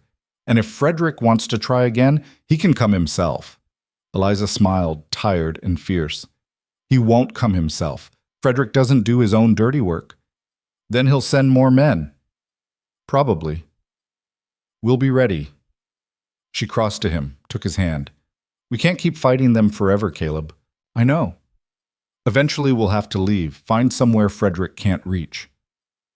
The thought of leaving this mountain, this cabin he'd built with his own hands, should have hurt. But looking at Eliza, Caleb realized the cabin had stopped being home weeks ago. Home was wherever she was. "Then we'll leave," he said simply. "When spring comes, when the pass is clear. We'll go somewhere new. Build something new. Together? Together." They stood in the ruined cabin, surrounded by evidence of violence, facing an uncertain future. But they were alive, they were free, and they were together. That was enough. For now, it was everything. Blackwood woke to pain and the smell of coffee. He tried to move and discovered his hands were bound behind him, his ankles tied to the chair legs. His jaw screamed agony with every breath. When he tried to speak, only a garbled moan escaped. Caleb sat across from him at the table, rifle within easy reach, watching with cold eyes. "Don't try to talk," Caleb said. "Your jaw's broken, probably in 2 places." Blackwood's eyes darted around the cabin, taking in the damage, the bullet holes, the missing window now covered with canvas. His gaze found Eliza standing by the stove, pouring coffee, very much alive and very much armed. "The others?" Blackwood managed through clenched teeth, the words slurred and wet. "Alive, mostly. The ones who didn't run." Caleb leaned forward. "I tied them up outside. They'll survive the night if they're smart about staying warm. But that's not your problem right now." Blackwood's eyes narrowed, calculating despite the pain. "Your problem," Caleb continued, "is deciding what message you're going to take back to Frederick Carver." Eliza brought 2 cups of coffee to the table, set one in front of Caleb, kept the other for herself. She didn't offer Blackwood any. "We could kill you," she said conversationally. "Self-defense. You attacked us. We defended ourselves. No one would question it." Blackwood tried to speak again, winced at the pain. "But we're not going to," Eliza continued, "because you're going to do something for us instead." She pulled out the leather portfolio Caleb had recovered from the wreck, spread Marcus's papers across the table. Blackwood's eyes went wide. "You recognize these?" Eliza said. It wasn't a question. Marcus Brennan's documentation of Frederick's criminal enterprises, fraud, extortion, bribery, All detailed, all provable. Blackwood shook his head slightly, or tried to. The movement made him gasp. Marcus was going to take these to federal prosecutors in Washington, Eliza said. Frederick had him killed to stop that from happening, but he failed because the documents survived. And now they're going to reach Washington anyway. Caleb watched Blackwood's face carefully. Saw the moment the man understood what was happening. You're going to deliver them personally, Caleb said. You're going to ride to Helena, find a federal marshal, and hand over every piece of evidence in that portfolio. Blackwood's laugh was a pained, wet sound. He shook his head more firmly. No? Eliza leaned closer. Then I'll tell you what happens instead. We kill you and your men. We take these documents ourselves. And before we leave, we burn this entire mountain down so thoroughly that when Frederick sends more men, all they'll find is ash. She's serious, Caleb added. I've seen that look before. She's got nothing left to lose. That was a lie. Eliza had everything to lose now, but Blackwood didn't know that. However, Eliza straightened, if you cooperate, you walk away. Your men walk away. You tell Frederick that I died in the mountains, that the hermit died too, that the whole thing was a tragedy. Then you disappear before Frederick discovers you lied. Take your pay and run. Blackwood stared at her, his swollen face working through possibilities. Or, Caleb said quietly, you can refuse. Go back to Frederick, tell him what really happened. Explain how 6 armed men couldn't handle 1 hermit and a woman. Explain how you lost his bride, his documents, and his reputation all in one night. They could see the calculation in Blackwood's eyes. He was a pragmatist, a survivor. Frederick would kill him for this failure. But if he delivered the documents to federal authorities, if he turned on Frederick completely, he might buy himself protection. Immunity, even. Finally, almost imperceptibly, Blackwood nodded. Smart choice, Eliza said. She moved behind him, cut the ropes binding his hands. But just so we're clear, if you betray us, if you go back to Frederick, if you tell him we're alive, I will find you, and what Caleb did to your jaw will seem merciful. Blackwood rubbed his wrists, his eyes showing he believed her. They kept him and his men confined for 2 more days, waiting for the weather to clear enough for travel. Caleb set the broken jaw as best he could, though Blackwood would need a real doctor eventually. The other men nursed their wounds quietly, clearly shaken by how badly the fight had gone. On the second morning, one of them, a young man with a bullet graze across his ribs, approached Caleb while he was checking the horses they'd recovered. Can I ask you something? Caleb looked at him. What? Why didn't you kill us? You had every right. Caleb was quiet for a moment, considering. Because I've killed enough men to know it doesn't solve anything. It just makes new problems. Blackwood would have killed you. Probably, but I'm not Blackwood. The young man nodded slowly. For what it's worth, I'm sorry about all of this. The money was good, but it wasn't worth this. Then find better work. Planning on it. When the weather finally broke, Caleb and Eliza watched the men ride out, heading east toward Helena with the portfolio secured in Blackwood's saddlebag. They'd kept copies of the most damaging documents, insurance in case Blackwood had second thoughts. As the last rider disappeared into the trees, Eliza let out a long breath. Do you think he'll actually do it? Yeah. He's more afraid of prison than he is of Frederick. And those documents will put Frederick away for 20 years minimum. Frederick has judges, lawyers. In Chicago, sure, but these are federal crimes. That's a different game. Caleb turned to face her. He'll still fight, still use every connection he has, but it'll keep him busy, distracted, long enough for us to disappear. That's the idea. They walked back to the cabin in silence, both processing what they'd just done. The gamble they'd taken. Inside, the space felt different now, smaller somehow, or maybe just temporary. The bullet holes and broken window were constant reminders that this wasn't sanctuary anymore. We should start packing, Eliza said. Figure out what we can carry, what we need for the journey. Where are we going? She looked at him, surprised. I thought you'd have ideas about that. I spent 15 years not planning for any future. I'm out of practice. Eliza moved to the window, looked out at the snow-covered peaks. Somewhere Frederick can't reach. Somewhere without his connections, his influence. She paused. Somewhere we can start over. That's a lot of somewheres. Oregon, maybe. I've heard the coast is beautiful. Or California. Or we could go north into Canada. Caleb joined her at the window. What do you want, Eliza? Really want. Not running from something, running to something. He was quiet for a long time, thinking. Peace, she said finally. A life where I'm not afraid. Where I can breathe without wondering if every decision is being watched, judged, controlled. She turned to him. And I want you. If you want that too. Caleb took her hand, felt the calluses that had formed over the past weeks. Soft society hands transformed by work and survival. Yeah, he said. I want that too. They spent the next week preparing. Caleb sorted through 15 years of possessions, deciding what mattered enough to take. Most of it didn't. Tools, yes. His good rifle and ammunition. Warm clothes. But the rest, the accumulated weight of isolation, could stay. Eliza proved practical in ways that surprised him.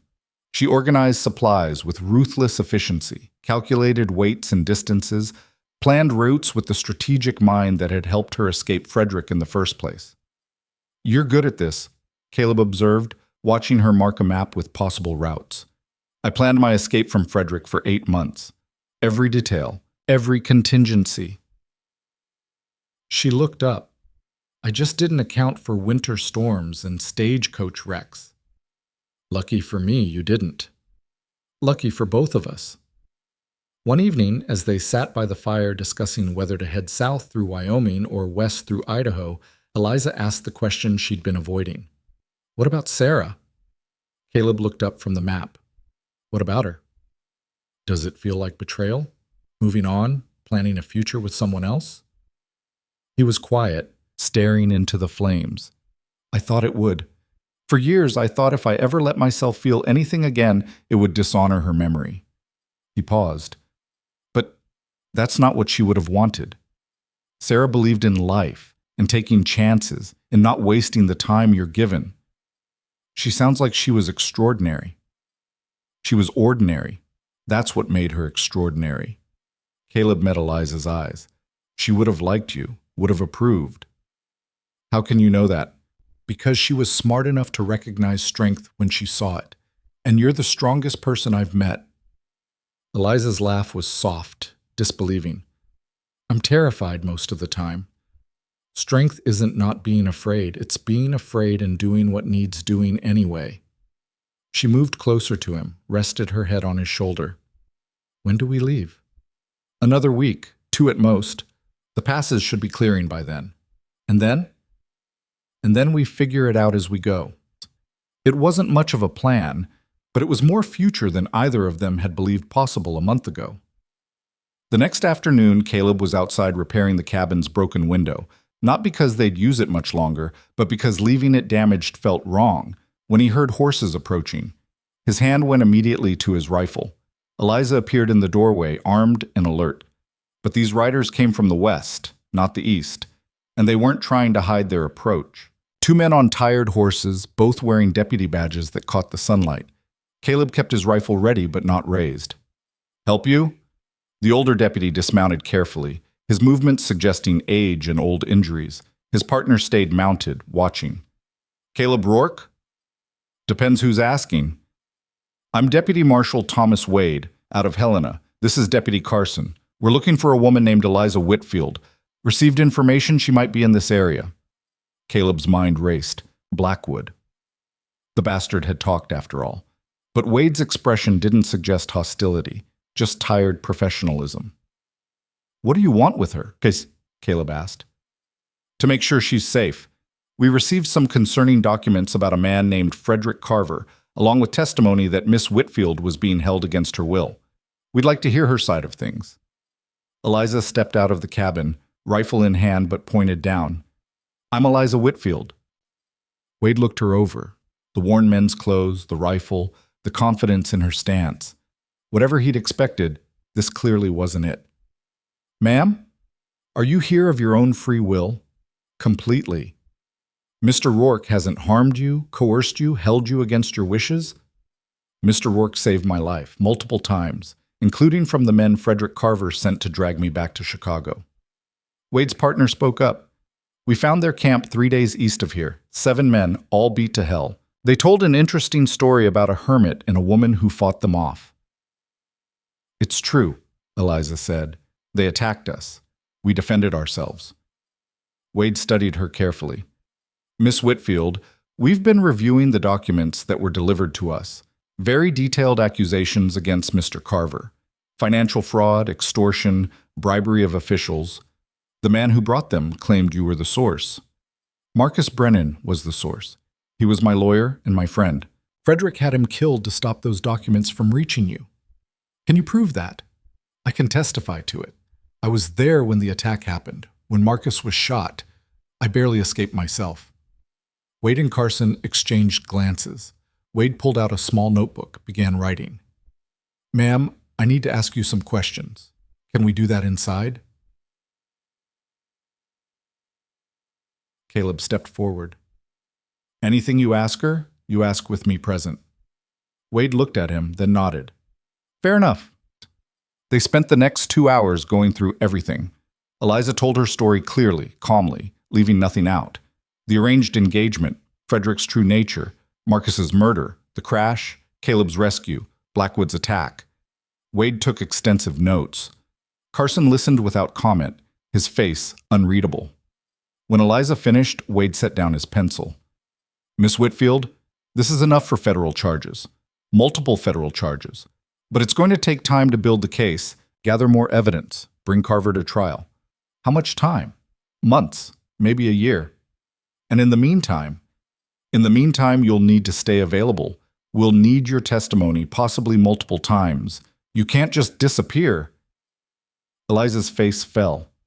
Caleb saw her future, the one they'd been planning, crumbling. What if she doesn't, Tokitsum? Caleb asked. What if she leaves, makes a new life somewhere else? Wade's expression was sympathetic but firm. Then Carver walks. His lawyers will argue the star witness fled, that her testimony is unreliable, that this is all a vindictive fabrication by a woman spurned. Without Miss Whitfield's testimony, we have documents but no witness to verify them. The documents speak for themselves, Eliza protested. Documents can be forged, testimony can't. Wade leaned forward. Look, I understand this isn't what you want to hear, but if you want Carver to pay for what he's done, you need to see this through. Eliza looked at Caleb, her eyes desperate. He saw the war happening inside her, the desire to run, to be free, versus the need to ensure Frederick could never hurt anyone else. What would it involve, but, she asked Wade quietly. Staying available. You'd need to be somewhere we can reach you, somewhere safe, but accessible. We could arrange protection if needed. For how long? Until trial. Could be 6 months, could be 18. 18 months. A year and a half of waiting, of looking over her shoulder, of being tied to the very thing she was trying to escape. What if we stayed here? Caleb heard himself say. What if Eliza stayed with me, in this cabin, until you need her testimony? Wade considered this. It's remote, very remote. Might be hard to provide protection. We don't need protection. We proved that when Blackwood came. Carson spoke up for the first time. That situation could have gone very differently. You got lucky. Luck had nothing to do with it. Caleb's voice was hard. I know this mountain. I know how to defend it. And I know how to keep Eliza safe. Wade looked between them, reading the dynamic, the clear bond. Miss Whitfield, is this what you want? To stay here with Mr. Rourke? Eliza didn't hesitate. Yes. Even though it means delaying your freedom, staying tied to this case? Even though, she reached for Caleb's hand. This is where I choose to be. Wade was quiet for a long moment, then nodded. All right, I'll make it work, but I'll need to check in periodically. Make sure you're both safe and willing. How often, Caleb asked. Once a month, maybe. I'll send word before I come. Fair enough. Wade stood, offered his hand first to Eliza, then to Caleb. I'll be in touch. And Miss Whitfield? Thank you. What you're doing takes courage. Or stupidity, Eliza said. I'm not sure which yet. Wade smiled. In my experience, they're often the same thing.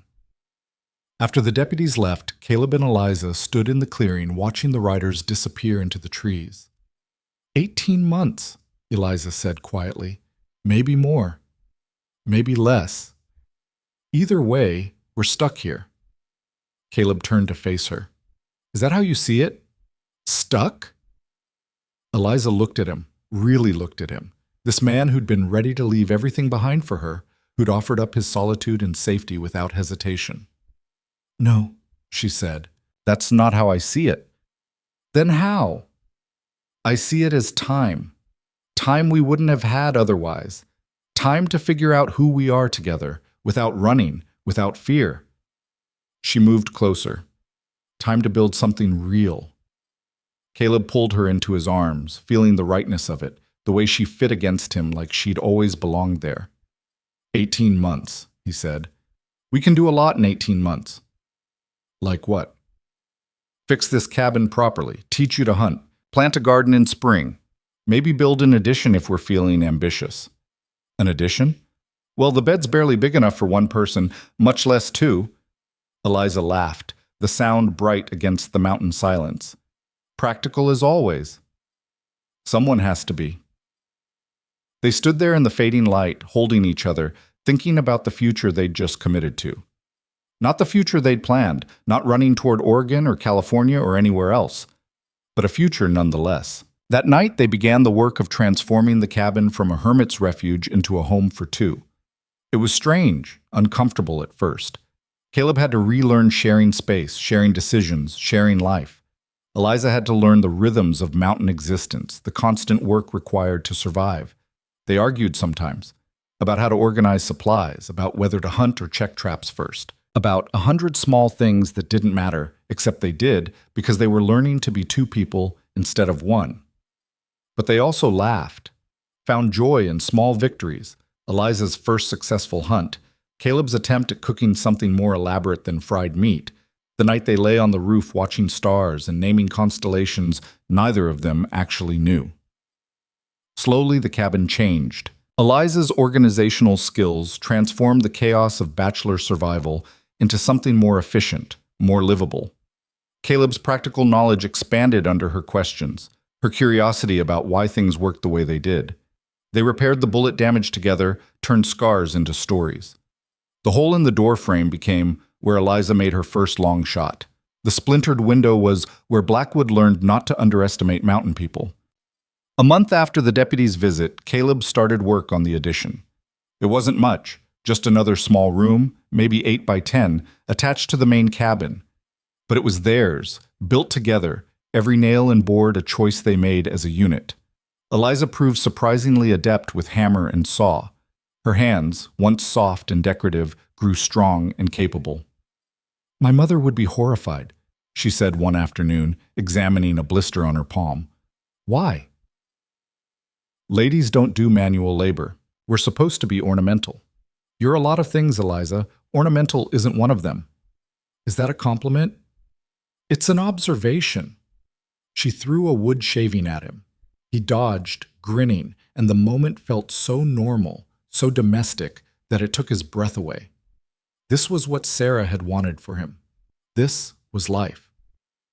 Winter gave way to early spring, the snow receding slowly, revealing the mountain beneath. Caleb showed Eliza where to find early greens, how to tap trees for syrup, where the best fishing spots would be once the ice broke. She showed him how to read properly, not the basic skills he'd learned as a child, but real reading for pleasure and knowledge. She'd found 3 books in her salvaged trunk, had protected them through everything. Now she shared them, reading aloud in the evenings while he worked on equipment repairs. Deputy Marshal Wade came as promised, riding in on a warm April morning. He looked tired but satisfied. The case is moving forward, he told them over coffee. We've got Carver on the defensive. His lawyers are scrambling. His business partners are distancing themselves. It's working. How much longer? Eliza asked. Trial's set for October, 6 months. 6 months. Half the time they'd feared. You'll need to testify in Chicago, Wade continued. Both of you, actually. Mr. Rourke as a witness to the attack. Caleb and Eliza exchanged glances. Chicago. Frederick's territory. We'll have protection, Wade assured them. Federal marshals, secure locations. You'll be safe. That's what Blackwood promised the men he brought here, Caleb said. Didn't work out well for them. This is different. This is official, legal. And Frederick is rich, connected, and desperate. That makes him dangerous. Wade didn't disagree. I won't lie to you. There's risk. But without your testimony, we have no case. And without a case, Carver walks free to do this to someone else. The weight of that settled on them. We'll do it, Eliza said finally. We'll testify. You're sure? She looked at Caleb. He nodded. We're sure. After Wade left, they sat in silence for a long time. October, Eliza said. 6 more months here, then back to the world we left. Just for the trial, then we can leave. Go wherever we want. Will it be enough? The trial? It has to be. But they both knew that justice was uncertain, that Frederick might find a way out, might use his influence to escape consequences, that the trial might not end their running. So they did what they could. They lived. They worked on the cabin, planted the garden, fished and hunted and learned each other's rhythms. They talked about the future in careful, hopeful terms, about where they might go after the trial, what they might build together. And at night, in the bed that was still too small but somehow perfect, they held each other against the darkness and the uncertainty and the fear that this fragile happiness might not last. But for now, it was enough. For now, it was everything. Summer transformed the mountain into something Caleb barely recognized. Green replaced white, wildflowers erupted across the meadows, and the creek that had been silent under ice now roared with snowmelt. The garden Eliza had planted with more hope than knowledge somehow thrived, producing vegetables neither of them expected to see. I think these are carrot, she said one morning, kneeling in the dirt, holding up something that vaguely resembled what carrots should look like. Caleb examined it. Maybe, or a very confused potato. It's definitely a carrot. Look, it's orange. Part of it's orange. The rest looks like it gave up halfway through. Eliza threw it at him. He caught it, laughing, and the sound still surprised him sometimes. Laughter, joy, things he'd forgotten how to access for so long. They ate the questionable carrot that night anyway, along with beans and rabbit and bread Eliza had learned to make in a Dutch oven. It wasn't fancy, but it was theirs, food they'd grown and hunted and prepared together. October's coming fast, Eliza said quietly, watching the fire. They'd been avoiding talking about it. About Chicago, about Frederick, about the trial that would determine whether their future existed at all. 3 months? Caleb confirmed. Are you afraid? He considered lying, then decided against it. Yeah, you? Terrified. She set down her plate, pulled her knees to her chest. I keep thinking about all the ways it could go wrong. Frederick's lawyers finding some technicality, witnesses changing their stories, me getting up there and freezing, saying the wrong thing. You won't freeze. You're the strongest person I know. I froze when I first tried to leave him. Packed my bag 3 times, unpacked it 3 times. It took Marcus showing me proof that Frederick had hurt other women before I found the courage. Caleb moved to sit beside her. That's not freezing. That's being smart enough to wait for the right moment. Or being a coward. You're not a coward, Eliza. Cowards don't climb on roofs with rifles to save strangers. She leaned against him, and they sat watching the fire until it burned to embers. The next morning brought Deputy Marshal Wade earlier than expected. Riding hard, his horse lathered with sweat. Caleb met him in the clearing, rifle ready. What's wrong? Wade dismounted quickly. Is Miss Whitfield here? Inside. What happened? Frederick Carver happened. Wade's face was grim. He's dead. Eliza appeared in the doorway, having heard. Her face went pale. What? Killed himself 2 nights ago, left a note confessing to everything, the fraud, the extortion, Marcus Brennan's murder, all of it. The world seemed to tilt sideways. Caleb steadied himself against the porch rail. That doesn't make sense, Eliza said. Frederick would never, he's not the type to, The note was in his handwriting, verified by multiple experts. He hung himself in his study. Wade pulled out a folded paper. This is a copy. The original's evidence, but I thought you'd want to see it. Eliza took it with shaking hands, read it slowly. Her expression shifted from shock to confusion to something darker. This isn't right, she said. What do you mean? The handwriting might be his, but the words aren't. Frederick never took responsibility for anything, never admitted fault. She shook the paper. This sounds like someone trying to sound like how they think a guilty man would write, not how Frederick actually thought. Wade frowned. You're saying someone forced him to write it? I'm saying something's wrong. Frederick was arrogant, vicious, but he wasn't suicidal. He believed too much in his own cleverness to ever give up. Caleb read the note over her shoulder. It was too neat, too complete. Every crime listed, every witness named, like someone had wanted to tie up all loose ends. Who benefits from this? Caleb asked. Wade thought about it. His business partners, potentially. With Frederick gone and a confession in place, they can claim they knew nothing, distance themselves from his crimes. And the trial? Cancelled, no defendant, no trial. The confession closes most of the cases. Wade looked at Eliza. Including yours. With Frederick dead and confessed, you're free. Legally, socially, completely free. Eliza should have looked relieved. Instead, she looked troubled. What about justice? For Marcus, for the others he hurt? The confession provides that. It's not a trial, but it's acknowledgement. It's truth on record. If it's truth, Eliza said quietly. Wade stayed through the afternoon, explaining the implications. With Frederick dead, his estate would be liquidated, debts paid, victims compensated where possible. Eliza was entitled to nothing. They'd never married, she had no legal claim. But she didn't want anything anyway. What about my father? She asked. He's claiming shock, says he had no idea about Frederick's crimes, publicly distancing himself. Wade's tone suggested he didn't believe it. But without Frederick to testify against him, there's no case. He'll probably be fine. Of course he will. Eliza's voice was bitter. Men like my father always are.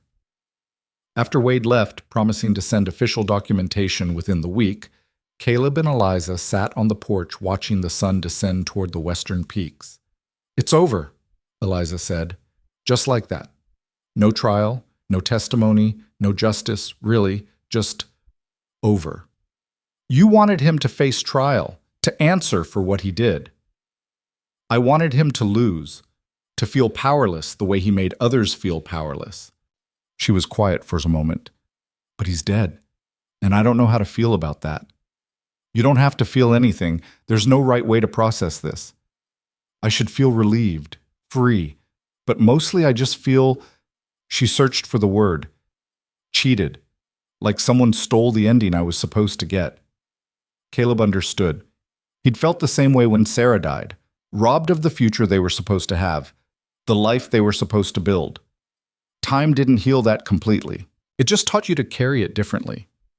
What do you want to do now? He asked. Eliza looked at him, really looked at him. That depends. On what? On whether you still want me here, now that there's no trial, no reason to stay. Caleb turned to face her fully. You think the trial was the only reason I wanted you here? I think you offered me shelter when I needed it, safety when I was running. But I'm not running anymore. Her voice wavered slightly. You're free too, Caleb. Free to go back to the life you had before I crashed into it. He almost laughed at the absurdity. You think I want that life back? 15 years of isolation, going through the motions, half dead inside?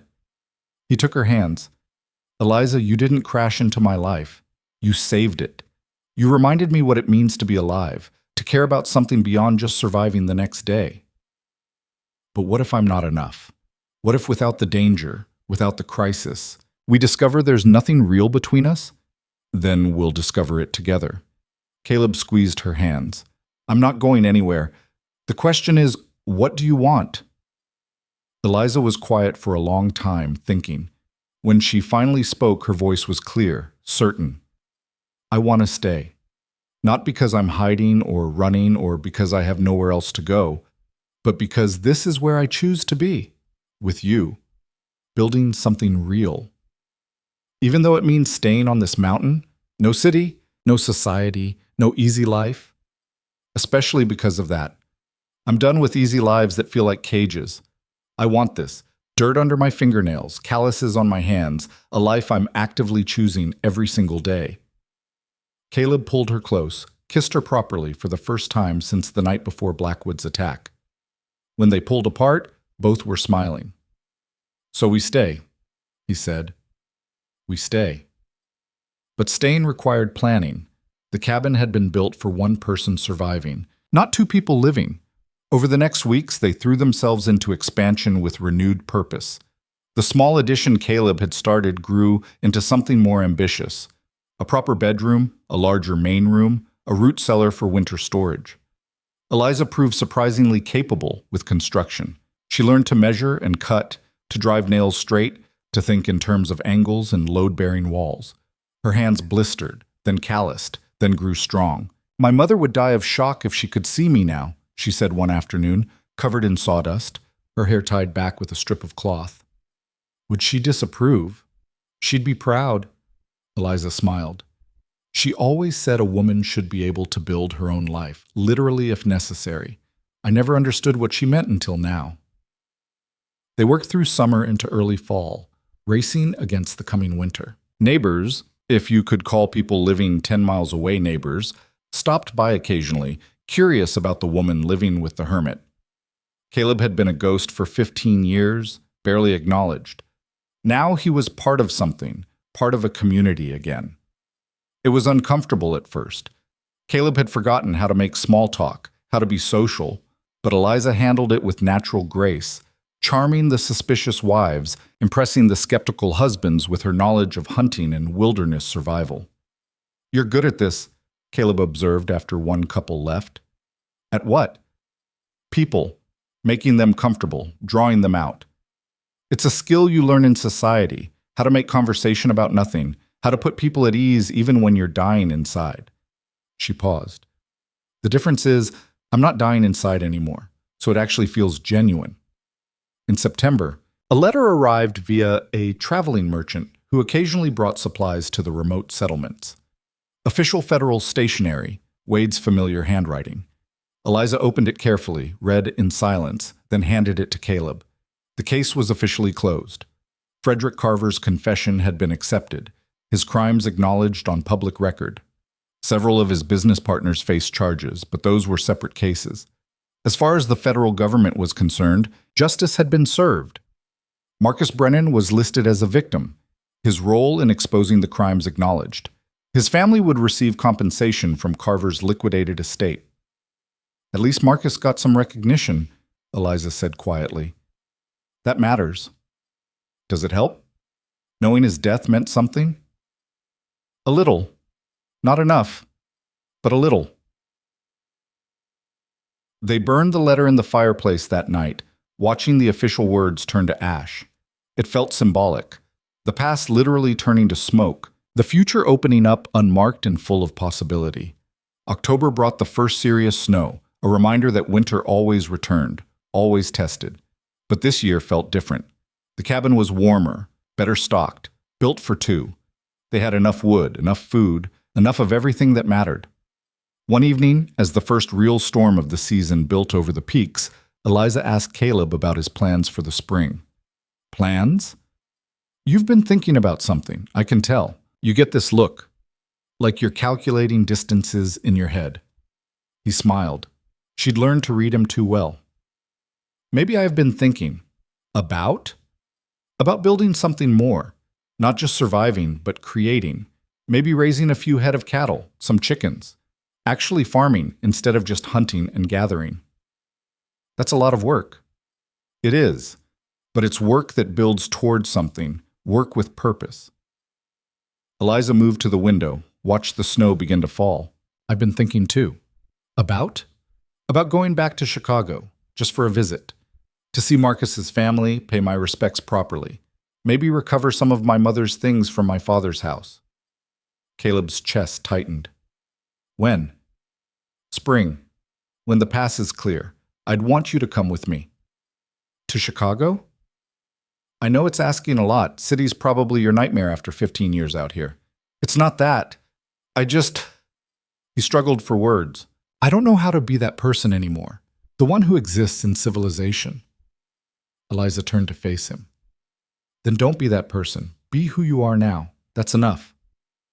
What if it's not? What if I embarrass you or... Caleb? She crossed to him, took his face in her hands. I climbed on a roof in a blizzard and shot at professional killers. I field dress deer and split firewood and can track game through snow. I think we're past the point where either of us needs to worry about embarrassing the other. He laughed despite his nervousness. Fair point. Besides, I need you there, for courage, for support, for the reminder that there's a life waiting to come back to. Her eyes were serious now. I need to close that chapter properly. Make peace with Marcus's death, face my father one last time, recover what little of my past is worth keeping. But I can only do it if I know you're there. Then I'll be there. They sealed the promise with a kiss as snow began to fall in earnest outside. Winter settled in hard and cold, but the cabin held strong. They'd built well, prepared thoroughly. The months passed in a rhythm of work and rest, of teaching each other skills and learning each other's histories more deeply. Eliza told Caleb about her childhood, about a mother who'd bucked convention and paid for it with social isolation, about a father who'd loved his wife but couldn't understand her, about the loneliness of being raised to be decorative when you wanted to be useful. Caleb told Eliza about the war, about the friends he'd lost and the orders he'd refused to follow, about the desertion that had branded him a coward in official records but had saved his soul, about meeting Sarah and believing, briefly, that redemption was possible. It still is, Eliza said one night. Redemption. It's what we're doing here, both of us. How do you figure? You're letting yourself live again, really live, not just exist. That's redemption. She paused. And I'm learning that freedom isn't about running from chains. It's about choosing where you stand and who you stand with. The wisdom in that settled between them, profound and simple. By February, they'd fallen into such natural partnership that it was hard to remember they'd known each other less than a year. They moved around each other with unconscious coordination, anticipated needs, worked in comfortable silence or easy conversation depending on mood. One morning, Caleb woke to find Eliza already up, standing at the window, watching the sunrise paint the snow gold and pink. You okay? He asked. I'm pregnant. The words hung in the cold air. Caleb sat up slowly, his heart hammering. You're sure? Pretty sure. All the signs are there. I've been suspecting for a few weeks, but I wanted to be certain before I said anything. He crossed to her, placed a hand on her stomach. Nothing showed yet, but the life growing there felt suddenly real, terrifyingly real. How do you feel? He managed. Scared, excited, terrified, happy. She looked up at him.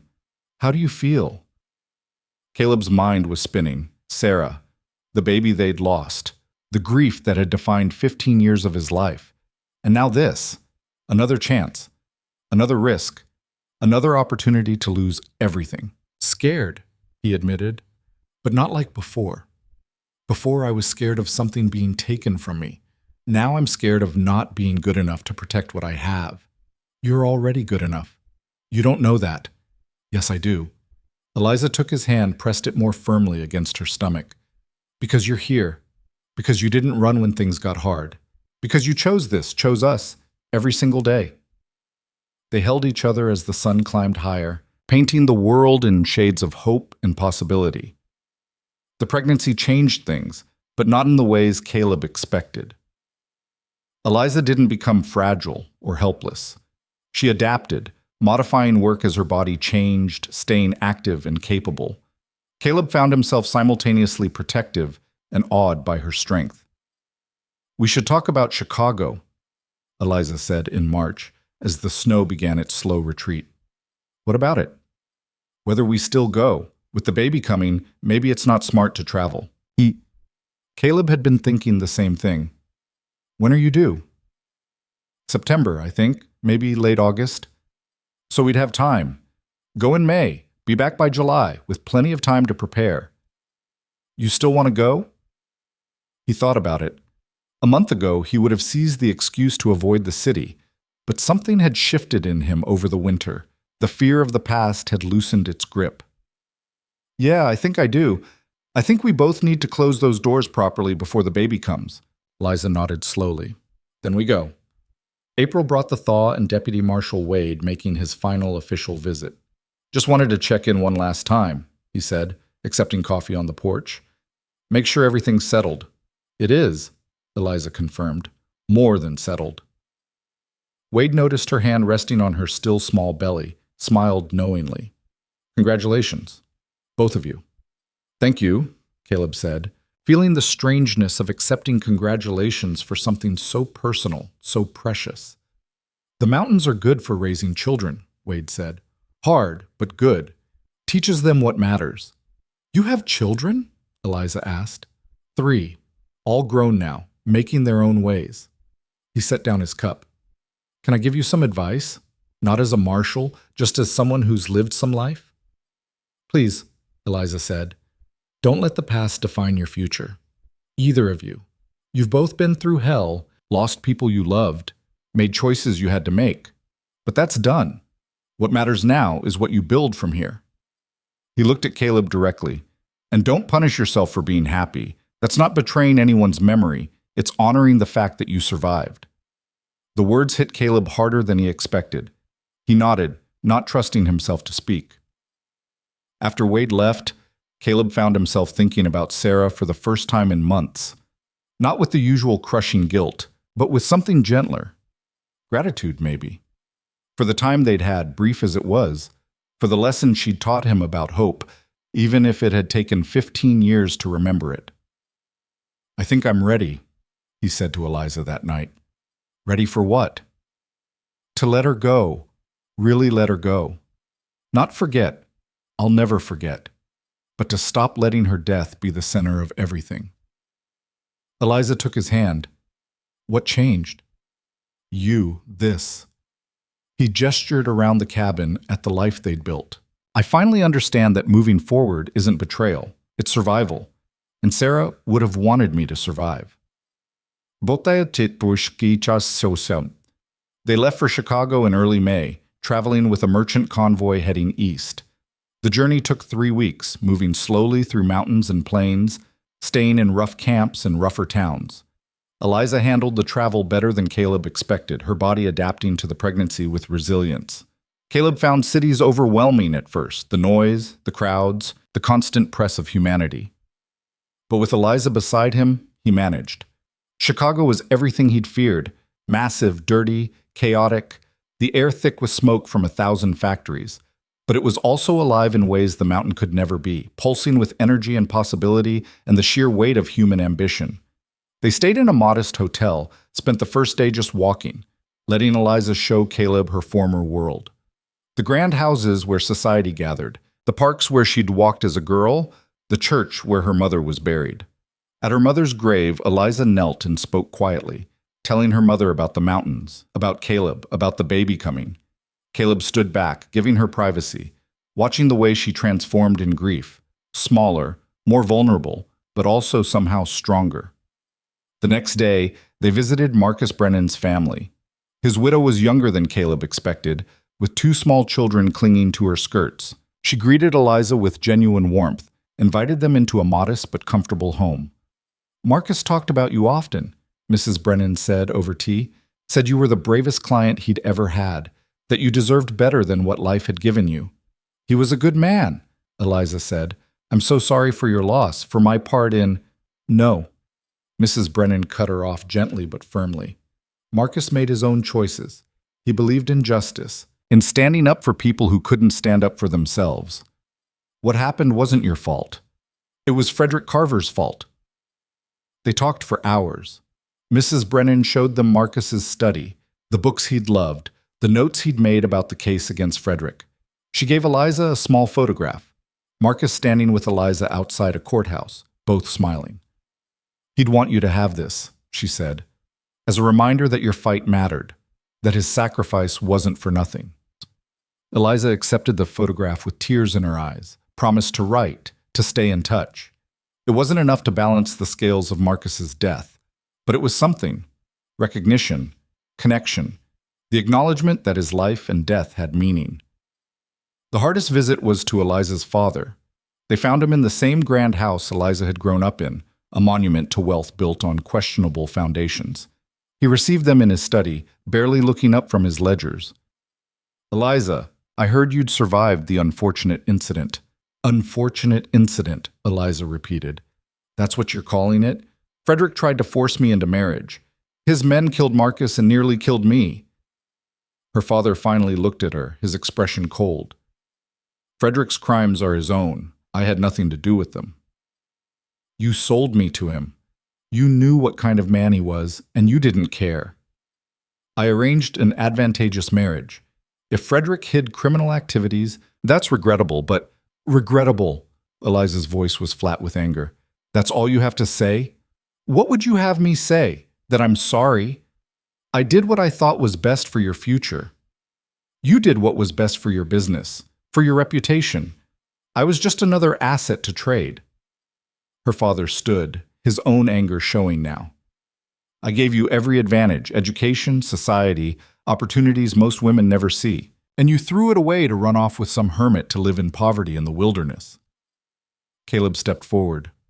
"That hermit saved your daughter's life, multiple times, while you were busy protecting your reputation." Her father sneered, "And I'm sure you've been well compensated for your heroism."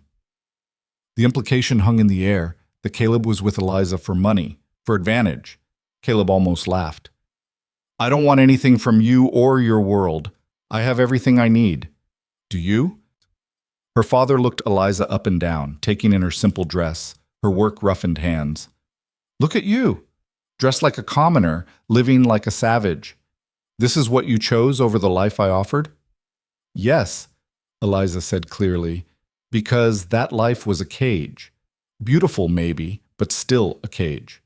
What I have now is freedom, purpose, love, things you never understood and never will."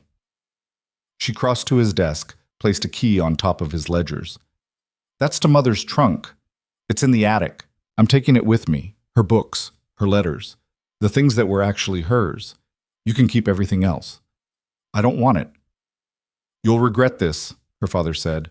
"When the romance fades and you're stuck in that mountain hovel with nothing, you'll remember what you gave up." Eliza smiled, sad and knowing. "I already know what I gave up, and I've never been happier to be rid of it." They left him there, surrounded by his wealth and his ledgers and his carefully maintained world. Eliza didn't look back. They spent the next 2 days recovering her mother's things. Books, mostly, some jewelry, letters her mother had written but never sent, pieces of a woman who'd been suffocated by the same society her daughter had escaped. She would have loved the mountains, Eliza said, packing the last of the items carefully. She always talked about wide-open spaces, about places where you could breathe. "Then we'll take her there," Caleb said. "In memory, if not in person." The journey back took longer. Eliza tired more easily now, needed more rest. But Caleb didn't mind. They moved at their own pace, stopping when they wanted, talking about the future more concretely now. Names for the baby, improvements to the cabin, whether to expand their livestock beyond chickens, small domestic concerns that felt profound in their ordinariness. They reached the mountain in late June, and Eliza stood in the clearing looking at the cabin with such open joy that Caleb's heart ached. "Home," she said simply. "Home," he agreed. The summer passed in preparation. They built a cradle from pine, sanded smooth and lined with soft furs. Eliza sewed clothes from fabric they'd bought in Chicago, her hands working with steady patience. Caleb stockpiled firewood, hunting harder to build up their supply of preserved meat. In August, neighboring women started appearing, offering advice and assistance. Caleb had never seen such a network of support. Women who lived miles apart, but came together when one of their own needed help. "This is what community means out here," one older woman told him. "We take care of each other because no one else will." The baby came on a cold night in early September, earlier than expected but healthy and strong. Eliza labored through the night while Caleb paced and prayed to nothing in particular and felt utterly helpless. When the midwife finally brought him in, dawn was breaking and Eliza lay exhausted but smiling, holding a tiny bundle wrapped in soft cloth. "A boy," the midwife announced. "Strong lungs, good color. He'll do fine." Caleb approached carefully, hardly daring to breathe. The baby was impossibly small, red-faced and squalling, completely perfect. "Samuel," Eliza said, "after you're Sarah's father, if that's all right." Caleb couldn't speak, could only nod, tears streaming down his face, reaching out to touch his son's tiny hand. The baby gripped his finger with surprising strength, and something in Caleb broke and healed simultaneously. The grief he'd carried for 15 years didn't disappear. It never would. But it shifted, made room for something new, for hope, for future, for this impossible, precious second chance. "Hello, Samuel," he whispered. "Welcome home." The weeks after Samuel's birth passed in a blur of sleepless nights and overwhelming love and constant worry that something would go wrong. But Samuel thrived, growing stronger each day, his lungs proving the midwife's assessment correct every time he wanted food or comfort or just to make his presence known. Eliza recovered slowly but steadily, her body healing, her strength returning. Caleb found himself in awe of her, the way she adapted to motherhood with the same practical competence she'd brought to everything else. "You're staring again," she said one morning, nursing Samuel by the fireplace. "Can't help it. You're amazing. I'm feeding a baby. It's not exactly remarkable." "It is to me." She smiled, that soft, tired smile that had become familiar. "We're doing okay, aren't we? The three of us?" "Better than okay." October brought the first snow, earlier than usual, blanketing the mountain in white. Caleb stood on the porch watching it fall. Samuel bundled in his arms and felt the weight of responsibility settle more fully on his shoulders. This child depended on him. This woman trusted him. This life they'd built required constant work, constant vigilance, constant choice. And for the first time in 15 years, Caleb didn't feel crushed by that weight. He felt strengthened by it. "What are you thinking about?" Eliza asked, joining him on the porch. "About how far we've come. You and me. How different everything is from a year ago. Do you regret any of it?" "Not 1 second." She leaned against him, and they stood together watching the snow fall, their son sleeping peacefully between them. "I've been thinking," Eliza said, "about what we're teaching Samuel by living out here." "What do you mean?" "I mean, he'll grow up knowing how to survive, how to work, how to build with his hands. But I want him to know other things too, about books and ideas and the world beyond these mountains. We can teach him that. Between your education and my experience, he'll have more knowledge than most. But will it be enough? Will he grow up and resent us for keeping him isolated?" Caleb understood her fear. Or he'll grow up grateful. Grateful for a childhood where he learned what actually matters, where he saw his parents work together, respect each other, build something real. He shifted Samuel in his arms. "We can't protect him from every hard thing, but we can show him how to face hard things with courage." "When did you get so wise?" "When you showed up and wouldn't let me hide anymore." They went inside as the snow intensified, built up the fire, settled into the evening routine that had become second nature. Samuel nursed and slept. Eliza read aloud from one of her mother's books. Caleb worked on repairing a saddle that had seen better days. It was ordinary, domestic. Everything Caleb had run from 15 years ago because the loss of it had been too painful to bear. But he wasn't running anymore. Winter settled in with its usual severity, but the cabin held strong. They'd built well, prepared thoroughly.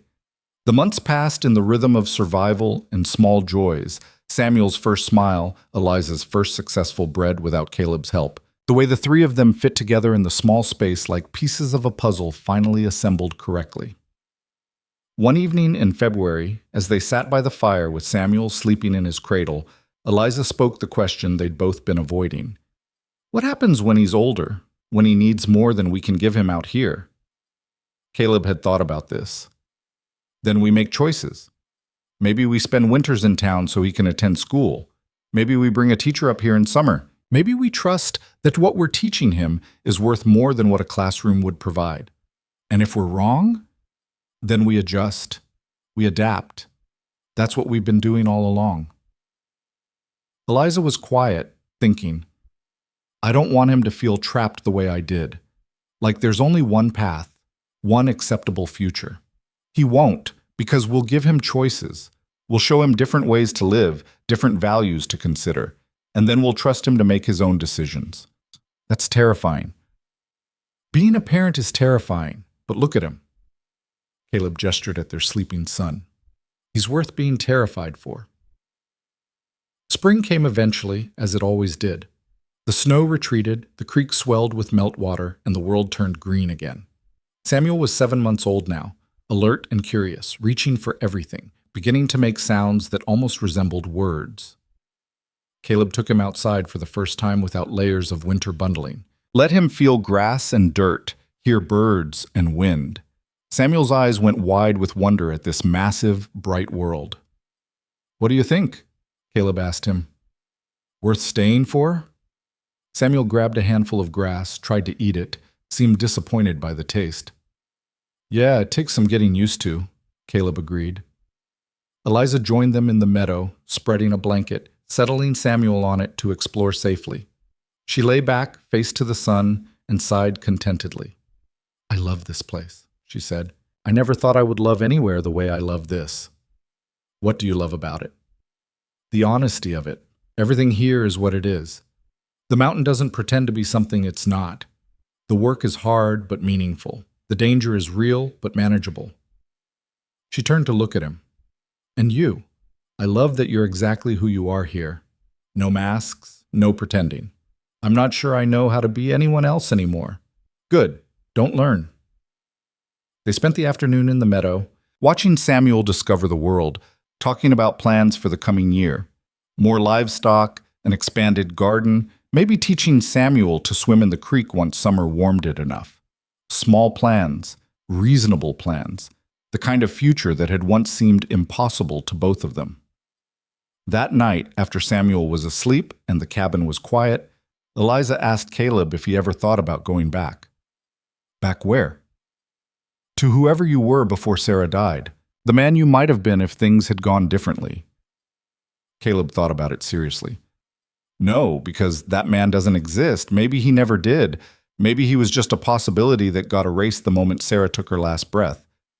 Do you think you're better now, or worse? Different, harder in some ways, softer in others. He looked at her. More grateful, definitely. Because I know how quickly everything can be taken away. Is that why you hold Samuel so tightly when you think I'm not looking? Caleb felt caught. Is it that obvious? Only to someone who knows you, who knows what you've lost. I'm trying not to be afraid all the time, trying to trust that we'll be okay. We will be. Not because nothing bad will ever happen. Bad things happen no matter what. But because we'll face them together. She took his hand. That's what makes the difference. Not being alone when the hard things come. It was such a simple truth, but it landed with profound weight. They'd both spent years alone. Caleb in his mountain isolation, Eliza in her gilded cage. Both running from pain, from loss, from the risk of caring too much. And both discovering that running didn't solve anything. It just postponed the inevitable reckoning. The real courage wasn't in isolation. It was in connection, in choosing to stay, to build, to love, despite knowing everything could be lost. Summer brought neighbors and community in ways Caleb was still learning to navigate. Other families with children came to visit. Let the kids play together while the adults traded goods and gossip and advice. It was strange at first having people in his space, sharing his mountain. But watching Samuel interact with other children, seeing Eliza laugh with other women, Caleb understood the value. They weren't alone anymore. Didn't have to be. Isolation had protected him once, but it couldn't sustain him forever. In August, a letter arrived from Deputy Marshal Wade. Brief, friendly, updating them on the final resolutions of the Carver case. Several business partners had been convicted, assets distributed to victims. The matter was closed completely now. Wade's final paragraph stuck with Caleb. I've seen a lot of survivors in my years doing this work. Most stay broken, let what happened to them define everything that comes after. But you two, you chose different. You chose to heal, to build, to trust again. That takes more courage than any courtroom testimony. I hope you know that. Eliza read the letter over Caleb's shoulder, her chin resting on his head, Samuel playing at their feet. Do you feel like a survivor, she asked. I don't know. Survival suggests you're just getting through. This feels like more than that. What would you call it? Caleb thought about it. Living. Actually living, not just existing. Maybe that's what comes after survival, choosing to do more than just endure. That night, they burned Wade's letter like they'd burned the official closing documents. Not because the words didn't matter, but because they didn't need the reminder anymore. They knew who they were, what they'd overcome, what they'd built. The past was done. The future was theirs to write. Autumn arrived with its usual spectacular display.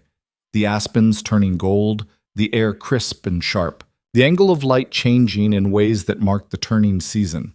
Samuel was walking now, wobbly but determined, exploring everything within reach. Caleb found himself thinking often about the future, about what would happen when Samuel was older, when their small family needed more than this isolated cabin could provide. But those worries felt distant, manageable, problems to solve when they arrived, not catastrophes to dread. You've changed, Eliza observed one evening, watching him carve a wooden toy for Samuel. How? You smile more. The lines around your eyes are from joy now, not just squinting against wind. You look, she searched for the word, settled, like you finally found where you belong. I have. He tested the toy's wheels, made sure they spun smoothly. Turns out I didn't belong to a place. I belonged to a purpose. To people. I just had to find the right ones. But do you ever wonder what would have happened if you hadn't found the wreck that night? If you'd stayed inside during the storm? Caleb had wondered. Sometimes. But then I look at Samuel, at you, at this life, and I can't imagine anything different. Even the hard parts feel necessary, like they brought us here. Do you believe in fate?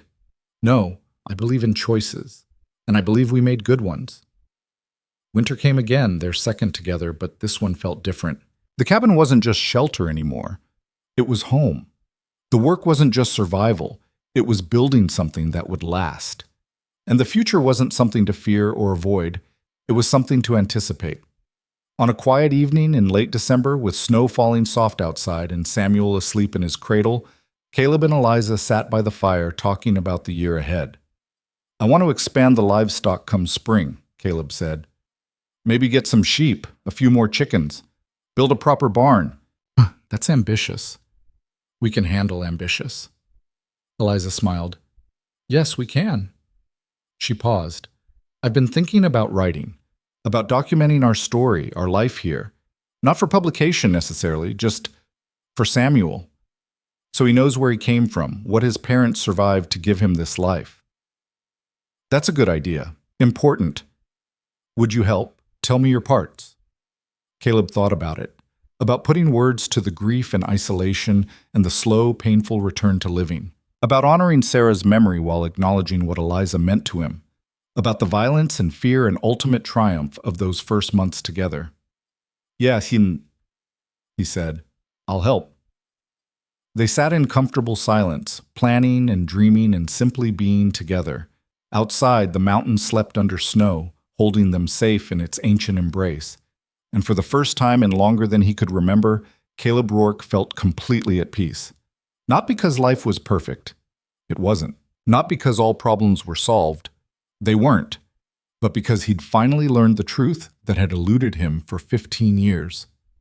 Healing didn't mean forgetting the past or pretending it didn't hurt. It meant carrying that hurt forward with purpose, letting it inform but not define the future. Connection didn't make you weak or vulnerable to loss. It made you strong enough to face loss and keep going anyway. And love, real love, wasn't a promise that nothing bad would happen. It was a commitment to face whatever happened together, to build something worth protecting, to choose each other again and again, despite all the reasons not to. He looked at Eliza, at their sleeping son, at the life they'd carved from wilderness and grief and impossible odds. This was what surviving led to, if you were brave enough. Not just endurance, but transformation. Not just getting through, but growing beyond. The mountain had been his refuge once, his escape from a world that had broken him. But now it was something better. It was foundation, the solid ground on which he and Eliza were building a future neither of them had believed possible. Outside, the storm intensified. Inside, the fire burned warm and steady. And Caleb Rourke, who had spent 15 years alone in the wilderness running from his ghosts, finally understood what it meant to be home. Not a place, not a structure, but the people you chose and who chose you back. The life you built together through hard work and harder choices. The love you protected by being brave enough to risk it. Samuel stirred in his sleep, made a small sound. Eliza rose to check on him, her movements easy and practiced. Caleb watched her, this woman who'd crashed into his life in a blizzard and refused to let him hide, and felt gratitude so profound it was almost prayer. Whatever came next, hard winters or difficult years, struggles they couldn't yet imagine, they would face it together. That was enough. That was everything. The wilderness remained harsh and unforgiving as it always had been and always would be. But it was no longer empty. And neither was Caleb Rourke.